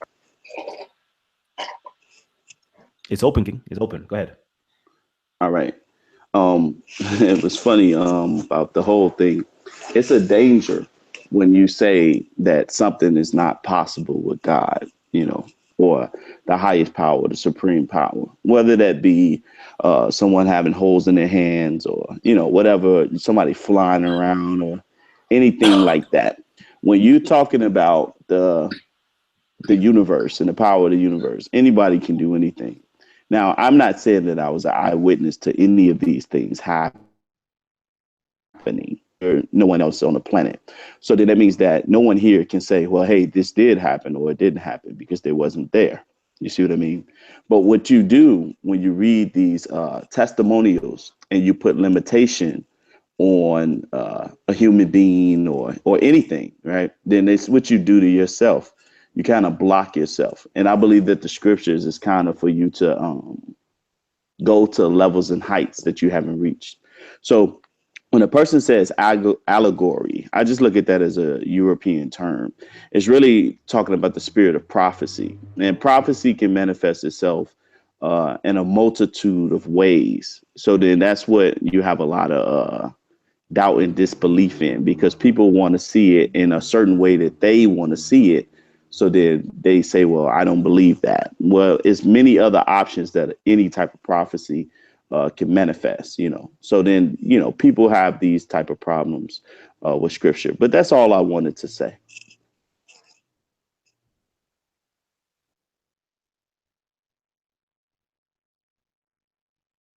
Thank you, King. Sorry about that, family. I'm going to open it up. Anybody else would like to add their 2 cents? Let's get it in quickly, family. Quickly. Yeah, well, me personally, yeah, I have to stay with the same notion. Like, it has to be physical, but I believe the last meeting was a spiritual thing when he ascended with the angels. But apart from that, like the breaking bread, them feeling him, those parts, that's physical. And like it said, their eyes were beholden to him. So like they thought he was a gardener. So, obviously they wouldn't have saw the crown on his head, and they wouldn't have saw the remote disfigured. They didn't recognize him. You know what I mean? So he must have had some kind of different image, even though it was physical. May I ask you, what does a gardener look like? I don't know, a gardener of that time, I suppose they would know. But yeah, just obviously outside of his normal kind of garments that he wore. We know that he wore a golden belt. We know that he wore his long garments down to the floor, fringes, all that stuff. Like when he came back, he might have just been in total different garments with a different look. You know what I mean? It's only when, like he said, it's only when he brought the bread. That's when they saw him. You know what I mean? That's when they recognized him physically. Let me ask you a question. You see how I am normally, like now? I don't know. You may have never seen me with a suit on. Yeah. But if I dressed up as a gardener, would you still recognize me? Yeah, I would. But All if right. the Most High covered my eyes to where I couldn't see, you know what I mean? And deliberately, so then, don't forget, we have to remember the context. They was discussing and reasoning in, and obviously they was in bad spirit. So he was amongst them trying to hear what they was talking about, and that's when he's addressed them on it. He's actually pulled them up on what they was talking about. So if he would appear to them in his original image, you know what I mean? They would obviously not have been talking like that. He wanted to correct them. That was like on Nothing. purpose. I'm gonna get Phil in, and then I'm gonna get Bob in. So I just want to put it out there that me myself personally, I do actually hold on that Jesus did resurrect. He did resurrect. He did ascend to the Father who art in heaven, and he is actually sitting on the right hand of God in power. I definitely do. I do say those things personally myself. I know that's going to be a shock to a lot of you guys, but I say those things. But for me personally, I see those things as being spiritual. I'm seeing Jesus talk very spiritually, like, you know, you will be like the angels in heaven. I'm seeing those types of teachings. I'm seeing Jesus as a very spiritual teacher. So for me personally, I hold on to all those things, but I just don't hold on to the physical resurrection of Jesus. I hold on to the spiritual resurrection of Jesus. But for my mind to be altered and changed, all I am asking or waiting for somebody to actually convince me with some evidence. And, you know, the level of information will change a person's situation. So let me quickly get it in. Brother, in first before you come back in, Ibri. Phil. All right, Ibri, you can quickly take Phil's spot, and then we're gonna get Bob to Just dismantle me. yeah, just real quick. I mean, the word eyewitness is relevant in scripture. Like it talks about where they say, "Hey, we were eyewitnesses to His Majesty." So obviously, it's saying that some people wouldn't be eyewitnesses. So then that gives some type of credence or credit.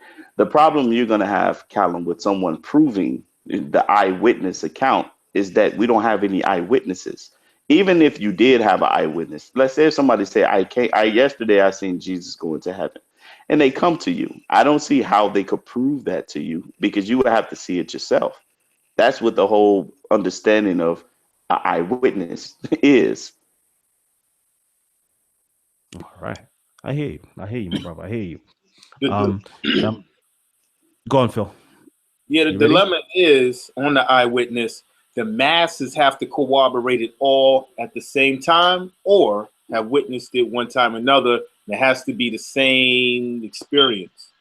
So I would like to always say that how I know God is present because the masses, maybe not everybody, but a good percentage of the masses has witnessed childbirth.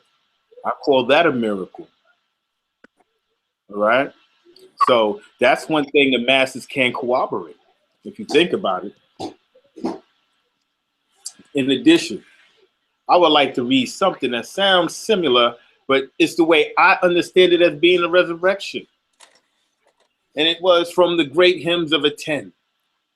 So I'm going to just leave certain things out, but you're going to understand and get my drift.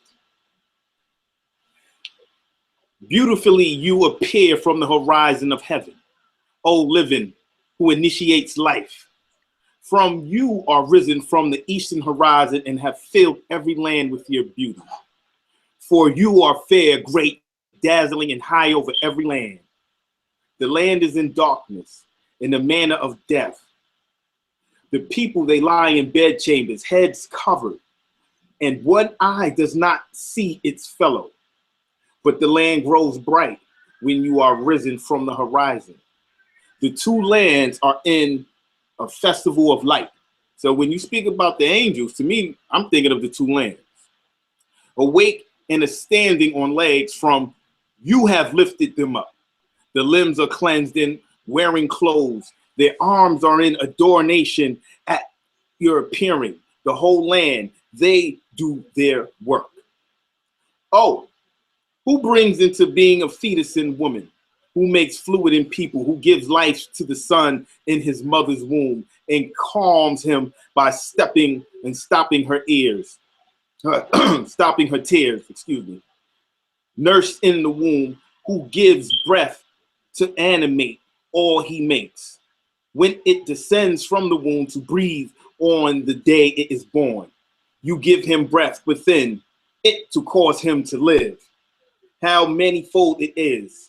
What you have made, although mysterious in the face of humanity, O soul God, with another, not without another beside him. You create the earth according to your wish, being alone. And so as much you have made yourself, there the Lord entirely who is wearied with them, the Lord of every land who rises for them. The daytime, whose awesome is greatness. You have granted an inundation in heaven that it might come down for them, and to make torrents upon the mountains like the great green, to soak the fields with what suits them. How functional are your plans, O Lord of continuity. The inundation in heaven, which is for foreigners and all foreign flocks which go on legs, and growing seasons to cool them in the heat so that you might feel them. You may have heaven far away just to arise in it. To you, you see and you make all. I could keep going with this. You know, you make millions of developments from yourself, a oneness, cities, towns, fields, to path of one river. Every eye observes you in relation to them, for you are. Let me stop you there. I know you're getting in. I know you're getting in, but hold tight because I need to get my Christian brother to actually chop this up. You see, before hold you on. let Bob ban, yeah. Hold on. Read this one bit. Mate, nah, I can't even allow you. I can't even allow you to do that, you know, because Bob has been waiting on this phone. I'm drawing all of his minutes away from him. He's been on the phone for so long that we're just taking a mic right now. All so, right. Bob, I'm going to get you on right now. Let me make sure I just put you on extra volume. And I'm going to apologize to everybody else as well, because I haven't had the opportunity. I was trying to be very brief as possible. So I haven't actually shown you guys the rest of the examples where you can see throughout the scriptures, i.e. the Old Testament, where this where the methodology actually is in place, basically the examples of physical activities taking place, but it's all to do part of the vision. I haven't actually demonstrated, but hopefully I think a few of the little citations are actually within inside of the video itself. So please just go back into the video and actually review the citations and look up those citations themselves. And also please leave comments below. Leave comments. I adjure you to leave comments. Now, Bob, where you at? Let's get it in. So thank you. Thanks for letting us in, Callum. And I just got to say, I appreciate the fact that there's so many people out there that take this issue seriously enough to invest this much time in discussing it and thinking about it. There's a couple of points that as I was listening to everyone, I wrote down that I wanted to try and get through, and just about the same time as I spoke before, so I'm not going to be going on for too long. The first thing is just to point out that your methodology it's true. There's certainly examples of visionary experiences that talks about physicality, but they are actually visions. However, there's just as many evidences in the Old Testament as being real things happening in the real world. What you mustn't do is colour your methodology with your intrinsic atheistic bias, which I know you've admitted to on the old show before. And there's a danger in that. You know, this idea that you need evidence before you can believe in things is itself a presupposition that is unevidenced. To meet anyone who's proven to me the principle of proof, nor have I met anyone else who can honestly testify to me when the principle of proof was ever evidenced to them. It's something that they have just accepted as a matter of belief on account of our cultural. In terms of angels, here that you're pushing this idea, taken I think from one rationalistic Jewish interpreter, that that angels are just symbols, but actually angels are also real beings. They're not just symbolic literary devices, but they're considered to be real beings. And I just want to ask you to do a very quick thought experiment with me, Callum, on the show. So it won't take very long, I promise. But let's just imagine for a second that for whatever reason you are parted from your family for 30 years. After 30 years, you're much older, you look very different. They can't recognize you, but something about you makes them think that maybe it is you, or in that sense of denial that your missus, who loves you very much, she goes, it's not true, I must be having some kind of nervous breakdown, I've got to be imagining this to them there and then, that you were not a figment of their imagination. How would you do that in a sentence? I would say, you know what? I know something that nobody else knows. This proves that this is Kalam. Because it's a projection of their own imagination, all their memories are being projected into the vision itself. So this is their reply. So how would you prove that you were something real? Oh, so I'm me, but they believe that they're having a visionary experience rather than actually having a physical. You're not just a visionary experience. I'll give them a nice patoya, a nice slap to their face to let them know that it's me. Bingo. So you would do something physical. Yes. Just like we see in the accounts of the Gospels. Here's the fundamental problem that I have with the way that you're interpreting Scripture. You're seeking the symbolism of the text. Symbolism is that it is subjective, which means that if each of us read this text way, each of us would come up with a completely different way of understanding the text based upon our personal emotional dispositions.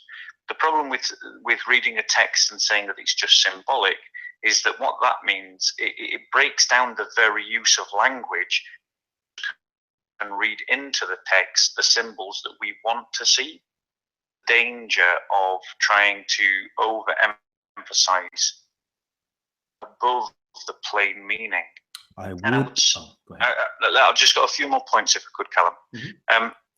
I would also just point out that because the New Testament was written by the church and about the church, it's the church that has the interpretive key to the Scripture. We've had them for 2,000 years. We were the ones that wrote them. They were written to our community. They were written by our community, and they were written about our community. For the church to interpret the Scriptures, and we solely have that authority to do so. Those outside of our community are outside of the interpretive key by which those Scriptures can be read, and that goes back into my earlier comment about symbolism. Now, the thing about allegorical is that it implies that it's referring to something that didn't actually happen.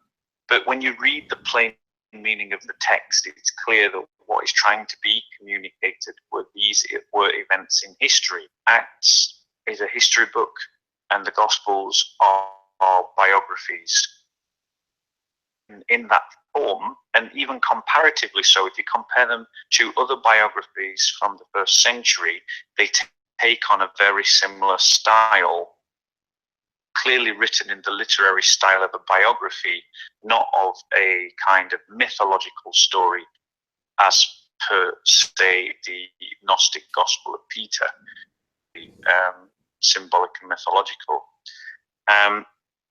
If you impose upon the text that it's allegorical, then the whole text itself starts to break down as being able to communicate anything of genuine meaning.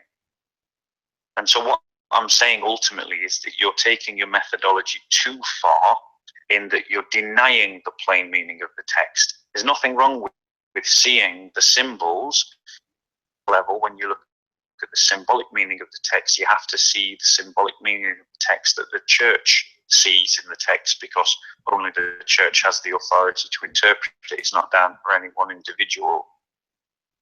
Now, I mean, the thing is, we talked about the astonishment of the first apostles. You know, why were they astonished? Because they had every cultural disposition not to think that one person was going to rise from the dead. So the very fact that one person did rise from the dead and they went on to testify to that is actually an evidence of the reality of the event, because they had every cultural disposition to believe it. So if they were going to have some kind of traumatic visionary experience that was down to some psychological episode, they would have imagined something different, because from our psychology, which is formed by our culture, and this went completely against their cultural disposition. Shocked that Christ was arrested and crucified, despite the fact that he prophesied it, precisely because these were human beings in a real event, and it's quite embarrassing, really. Text, the fact that Christ had prophesied his own death and resurrection, and then the apostles all ran away, fled, and were afraid. That's called evidence from embarrassment. What's that doing is it's embarrassing the very founders of the Gospels. It's sticking an embarrassing story in. If you're going to make something up that makes you look bad, but that's exactly what happened in the Gospels.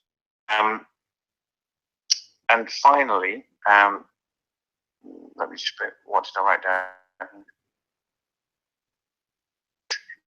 If every other encounter that we see in the Gospels was a physical one, if you're accepting it, that some of the panel do, it's physical, why at the very end would it suddenly become spiritual? If all the other encounters post-mortem resurrection experiences were physical encounters, why at the end would it not still continue to be physical, just because no one actually touched him at that point? I mean, you've already touched him, and he's already broken bread, and you've already eaten fish, and you've already put your hand into his wounds. I mean, why do we need further evidence that it's a physical thing, when it seems silly then to argue right at the end that suddenly it changes its meaning from being a physical reality to vision. But more importantly, we actually have evidence in Scripture of what a spiritual vision of Jesus looks like. So this is your counter the weight to what a spiritual vision would look like. I'm not going to read it. It's in Acts chapter 9, and it's Paul's conversion on the road to Damascus. Spiritual vision of the Christ. That is clearly a spiritual vision, and it's clearly not a physical one. It's not a vision in the sense of the same kind that Christ, the apostles had. It's of a different nature, but it's of the same Christ resurrected, experience of a resurrected Christ, but in the same physical, tangible nature that the apostles have. And this, I mean, as someone who also, I'm speaking personally now, who believes that Christ has appeared to me, that I have had a visionary experience of Christ myself. I wouldn't say that was a physical one, it was in a dream, one that had a profound impact on me emotionally. And there's plenty of evidence down through the history of the church of people having visions of Christ all the way through the church, going back to Paul, who was the first.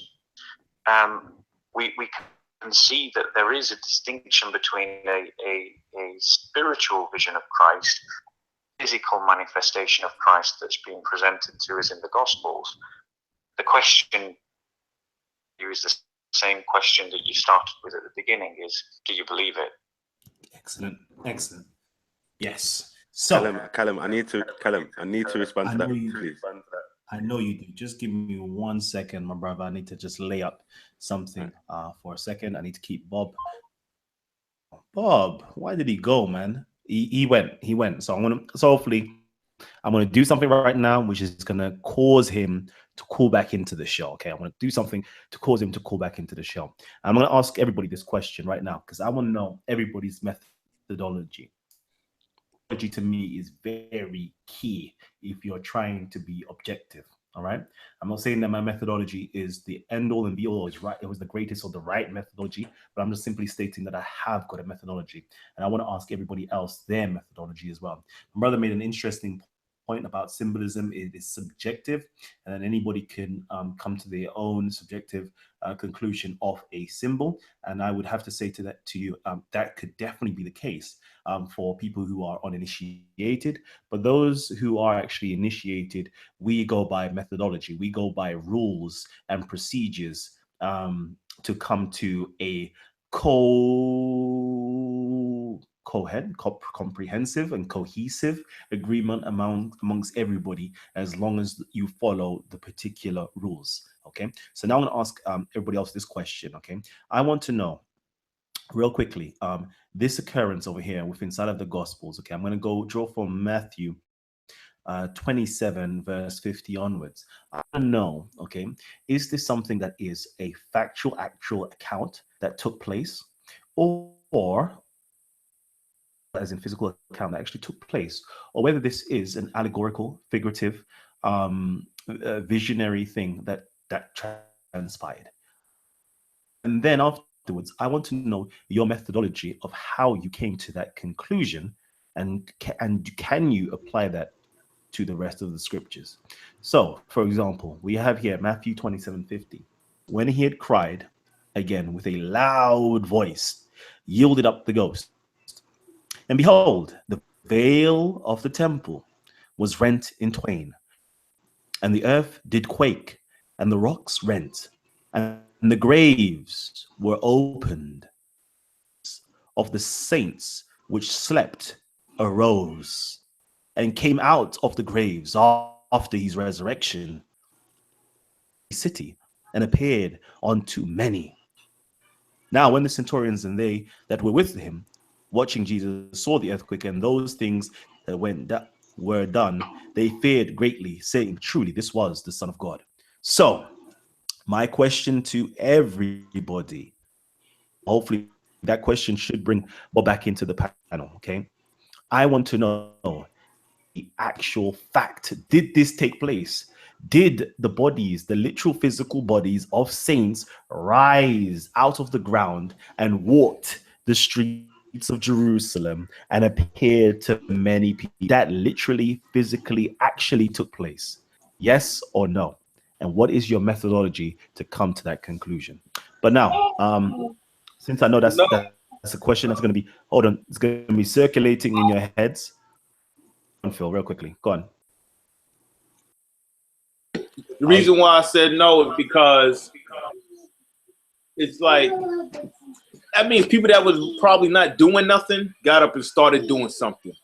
That's how I take it. If the dead literally rise and, before you wasn't aware, now you're aware of what's going on, and you're rising up with other people. It could be a revolt. It could be just a movement, so that's my take on it. Food coming.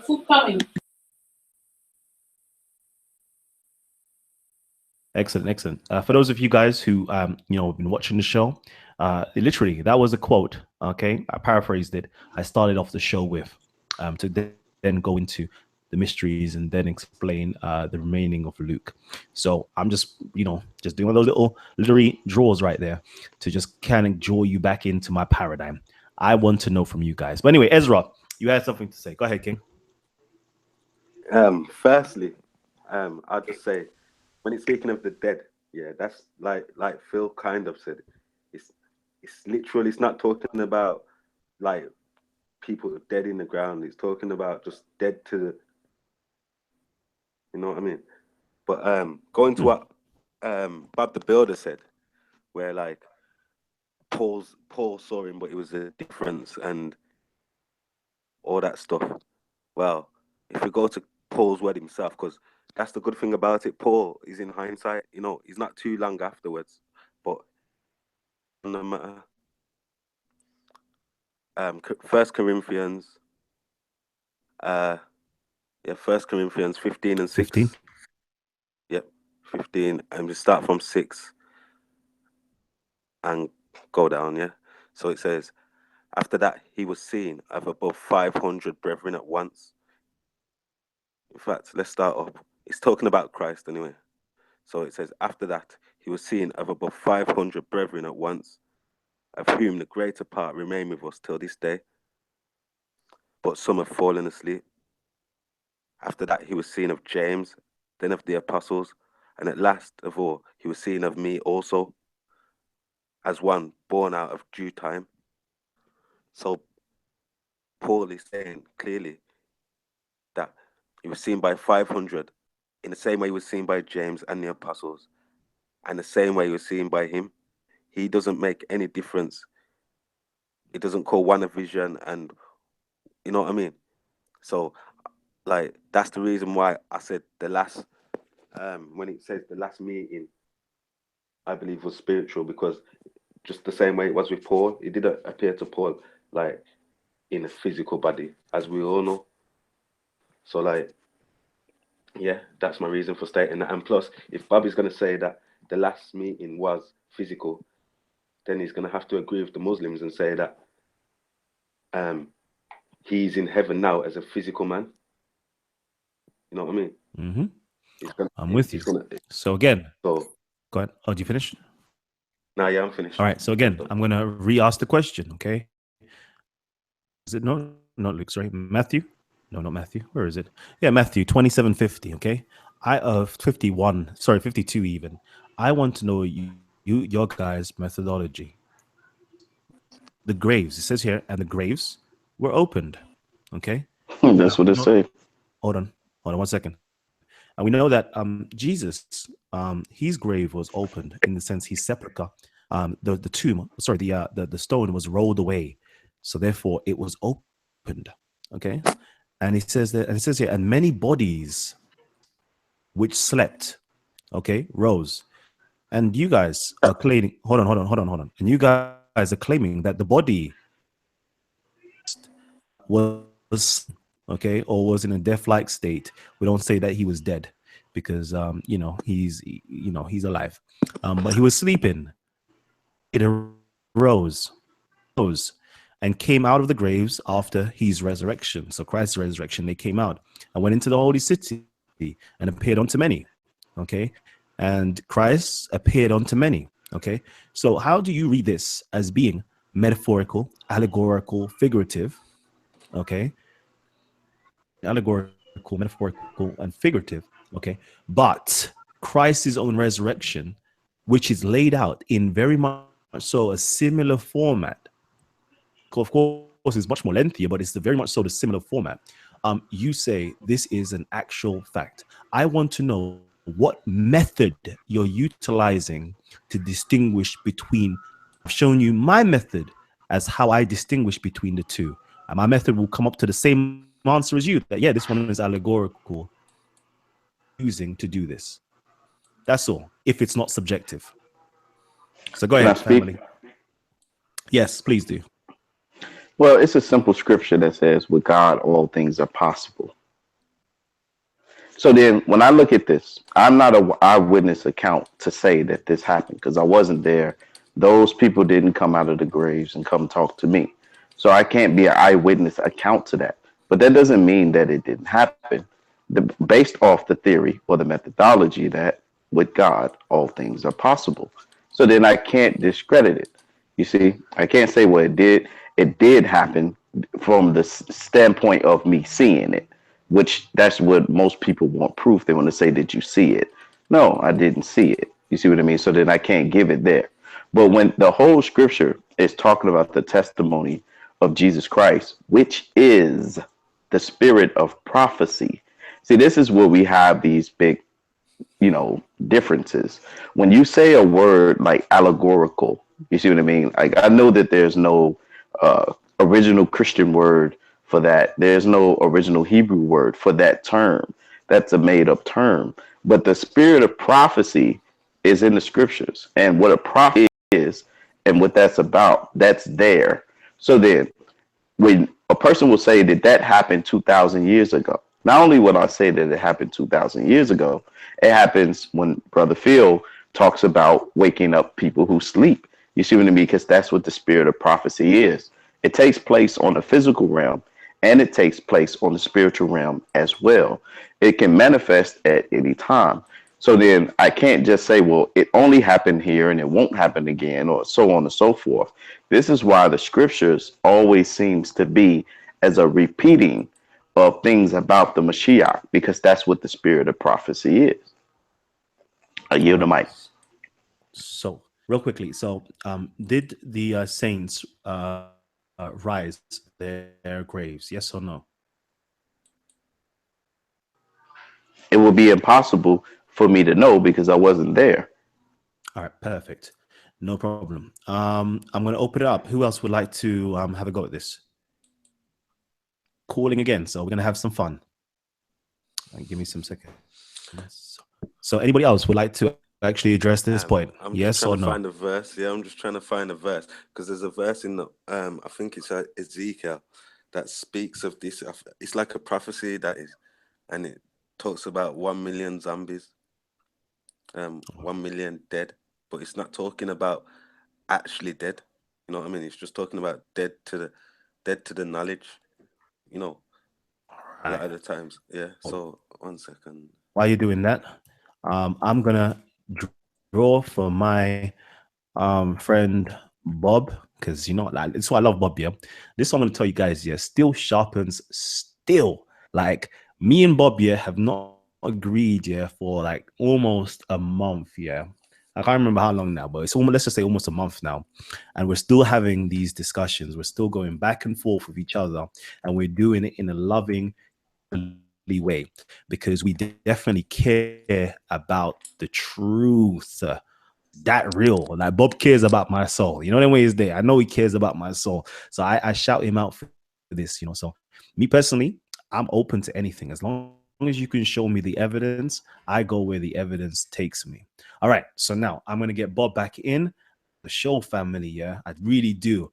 But I'm doing this, guys. I'm doing this for you guys, because you guys are here to learn and grow yourselves. All right, Bob. So in terms of my methodology, we're taught by the church that we shouldn't think in terms of adding, but by going outside of the tradition. You know, we're not allowed, like, the new light. We can only add to the existing light of the church's historical witness is. And what's really important in this discussion is to remember this key fact. He existed before the New Testament. The Christian community gave birth to the New Testament. The Christian community preserved the New Testament, and the Christian community has interpreted the New Testament in one consistent way. The Book of Acts, where it talks about essentially boil down to Christ crucified, Christ resurrected, Christ will come again, and that's really important.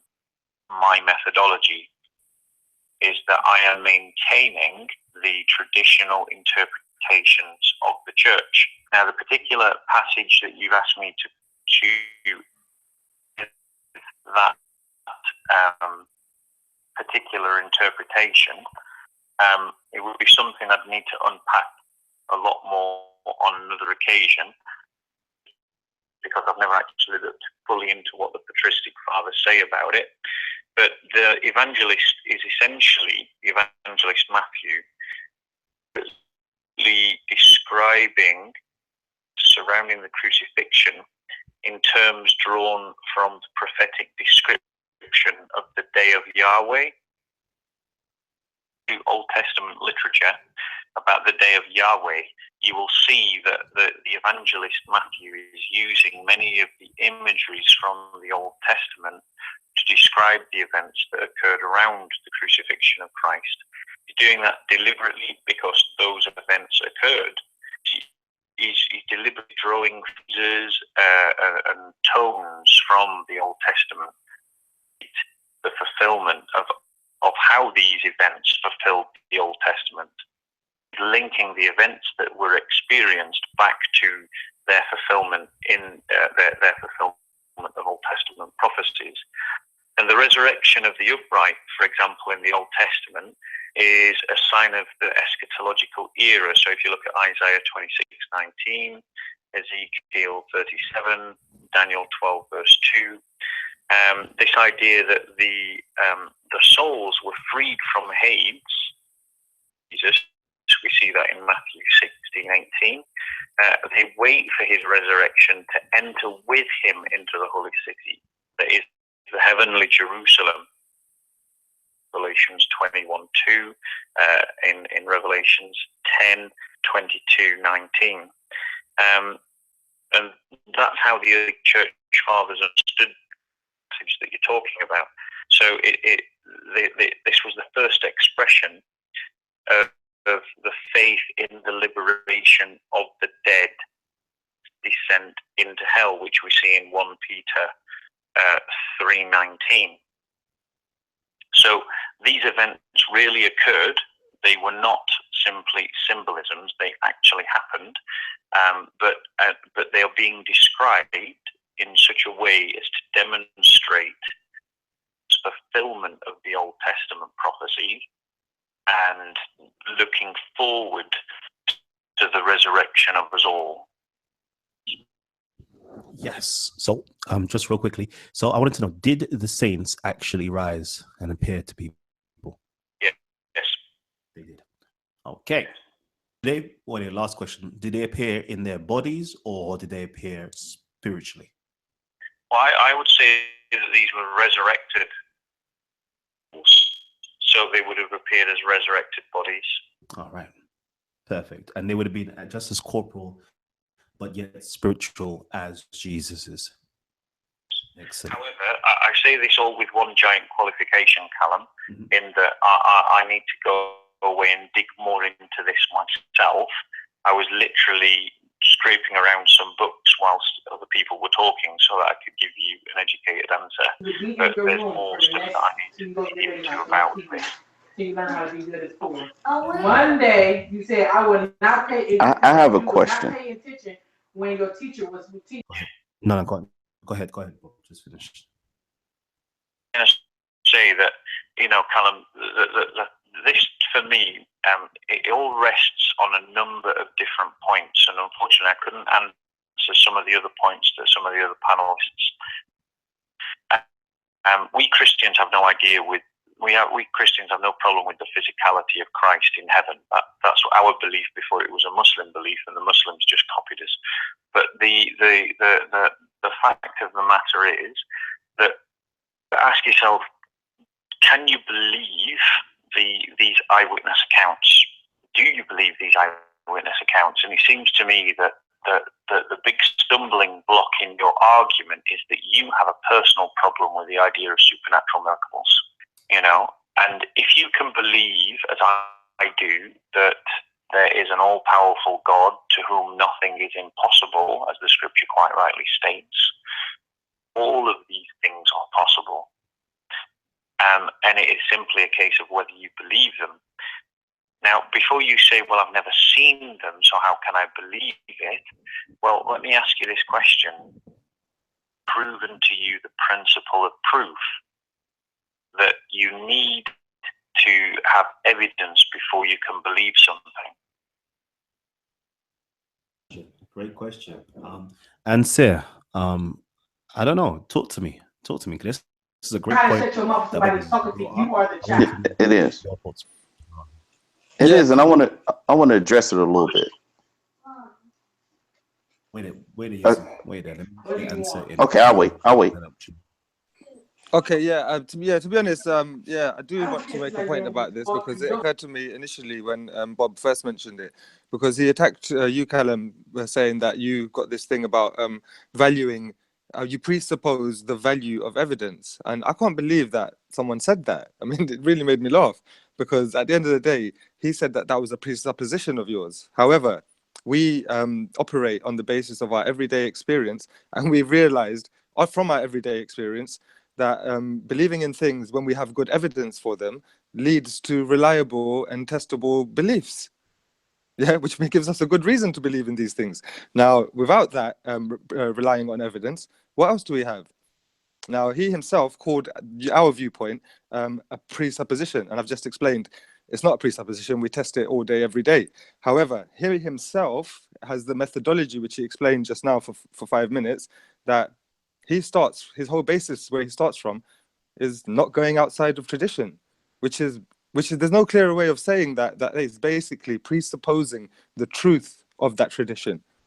Because you've just said that that's what you are essentially and inherently driven by, limiting yourself to the tradition. So you're assuming that it's true. You're presupposing its truths based on faith and faith alone. Now, then he went into a long description of Bible verses and events, the truth of which has only been presupposed. Eyewitness accounts, notoriously unreliable. You weren't there. None of us were there. How could you test these things? Miracles. Why would you believe that all things are possible? How do you know that, please? I mean, why would you expect any rational person to think that all things are possible? This is the difference between somebody who starts from a position of faith and a more reasonable person who starts from a position of evidence. Yeah. Can I respond to that? Thank you. Ibri, 1 second, family. Soon as Bob has responded, as it's directed to him, I'm going to get you on. My answer to that is that actually the whole point of the Christian faith is that it is rooted in history. The first apostles were eyewitnesses to a miraculous event, and it's upon their testimony that the whole of the faith is then validated. Now, you're saying that I'm placing my faith in the tradition. Yes, you're absolutely right, and that is a criticism of me as a person, a valid criticism of me as a person, but that's not a valid criticism of the first apostles. They had no tradition to rely upon. They experienced something that radically changed their life, that gave birth to the church, resurrection. Now, the idea that somehow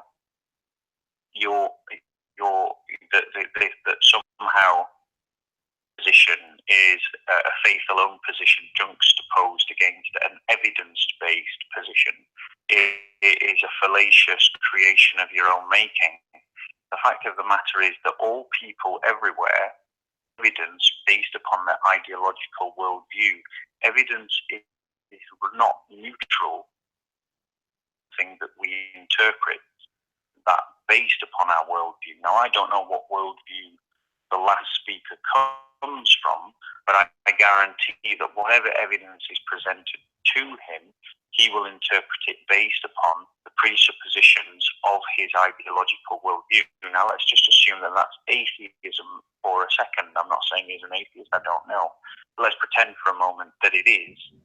The evidence that is presented, such as evidence of miracles, which incidentally is one of the most commonly attested human experiences after birth and death, something that he will simply seek to explain away, supposition is atheistic in nature.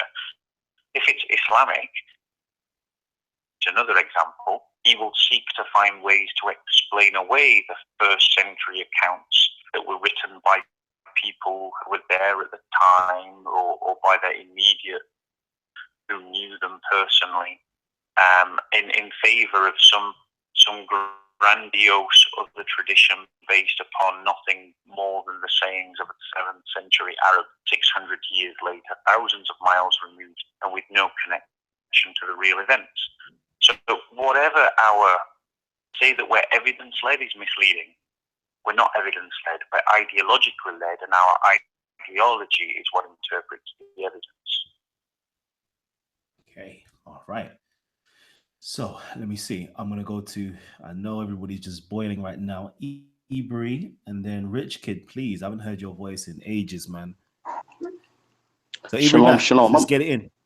Shalom. I'm going to be very brief. I hear a lot of people talking, and it's two different types of things that's going on with the scriptures. You have eyewitness accounts, and you have spiritual witness accounts. And I'm just trying to make this as blunt as possible. Kalam, I'll ask you a quick question. Do you believe that a person can be possessed by a demon spirit? I don't believe it all. Okay. All right, cool. Have you ever witnessed or seen someone possessed, or like an exorcism or anything like that? Have you ever seen anything like that in real life, I have or not. on video or anything like that? Do you believe in that at all? Okay. I do not take movies as actual proof or evidence of reality, and I have Hmm. not actually seen anybody possessed or entity or any other entity Okay, cool. in that Okay, sense. cool. But I'm just trying to. I'm just trying to get. if we are talking symbolically, and somebody is possessed by a particular thought or possessed by a particular vice that they have, I've witnessed Right. that. And we're going to interpret that as Cool. demons. I've Okay, seen cool. that, but not in Yeah, the sense of possession by a demonic that, entity. that's definitely what I'm talking about. Like greed. Like greed will be one of those things. You see somebody possessed by greed, correct? Oh, okay. Yes, go ahead. All right, cool. All right. Now, what that is that's a spiritual testimony. Like you can bear witness to it. Now, you may see somebody who's been possessed by greed, but if you haven't experienced it for yourself, you can't really bear witness to, like, okay, that's the spirit of greed. You can see it, somebody can tell you about it, or whatever the case may be. But until you experience it, then you won't know. So then, what I'm saying about people needing proof of eyewitnesses like yourself, because you're saying like, hey, did this actually happen? The only way that you'll be able to get proof according to how you want proof is you would need somebody who actually seen it. And then even that won't help you because you will have to see it. But what I'm saying to you is there is a spiritual bearing witness of the account of what Jesus Christ is talking about. Now, what has to happen is you have to invoke the spirit of Jesus Christ, and there's rules to doing that. Of course, do the things that he say do. Then we consider that the people who are spiritual like that, we consider that as proof. You see what I mean? It's like, I know the spirit of greed because I've been in the spirit of greed. I know the spirit of love because I've been in the spirit of love. You see that? It's certain things that produce certain things. So then that is proof. But to keep asking and saying, hey, do you believe this happened, or do you believe that happened? Until you experience it, you're not really going to know. So I just wanted to say those two witnesses, an eyewitness account and a spirit bearing witness account. Just be conscious of that.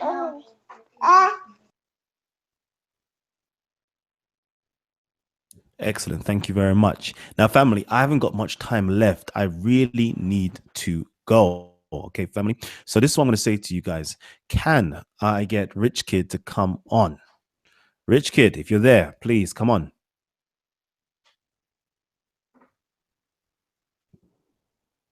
I know you've unmuted your mic, but I can't hear you.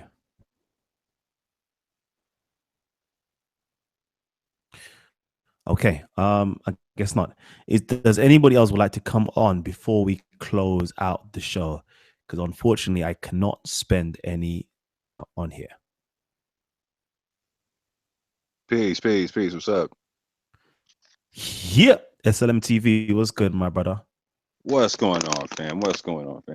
So, real quick, whether or not Jesus physically resurrected from the dead or not is completely irrelevant to the text and completely irrelevant to the lesson within the text. And let me point to something real quick, right? So, in the New Testament, you have two schools of thought from the Jews. You have the Sadducees and the Pharisees, right? The difference being, one group believes in the resurrection of the dead. The other group does not believe in the resurrection of the dead. So this is significant because Paul is a Pharisee, and Paul is schooled in the concept of the resurrection of the dead. And so when Jesus resurrects, so-called, right, and he appears to Paul, and the visionary state that you're talking about, Kalam, right? The whole resurrection of the dead thing makes sense to Paul. Paul immediately goes back and starts telling everybody, hey, this is what it is, right? Paul's schooled in the resurrection of the dead, right? So he, in 1 Corinthians chapter 15, from 35 through verse 58, he breaks down the concept of the resurrection of the dead, right? And what it actually means from a scholastic point of view, right? And I'll just say this, right? Just to summarize, he says, I die daily. Yeah, Rich, we can hear you, but SLM TV is going in right now. Go ahead. I'll keep it real simple and clear. He says, I die daily.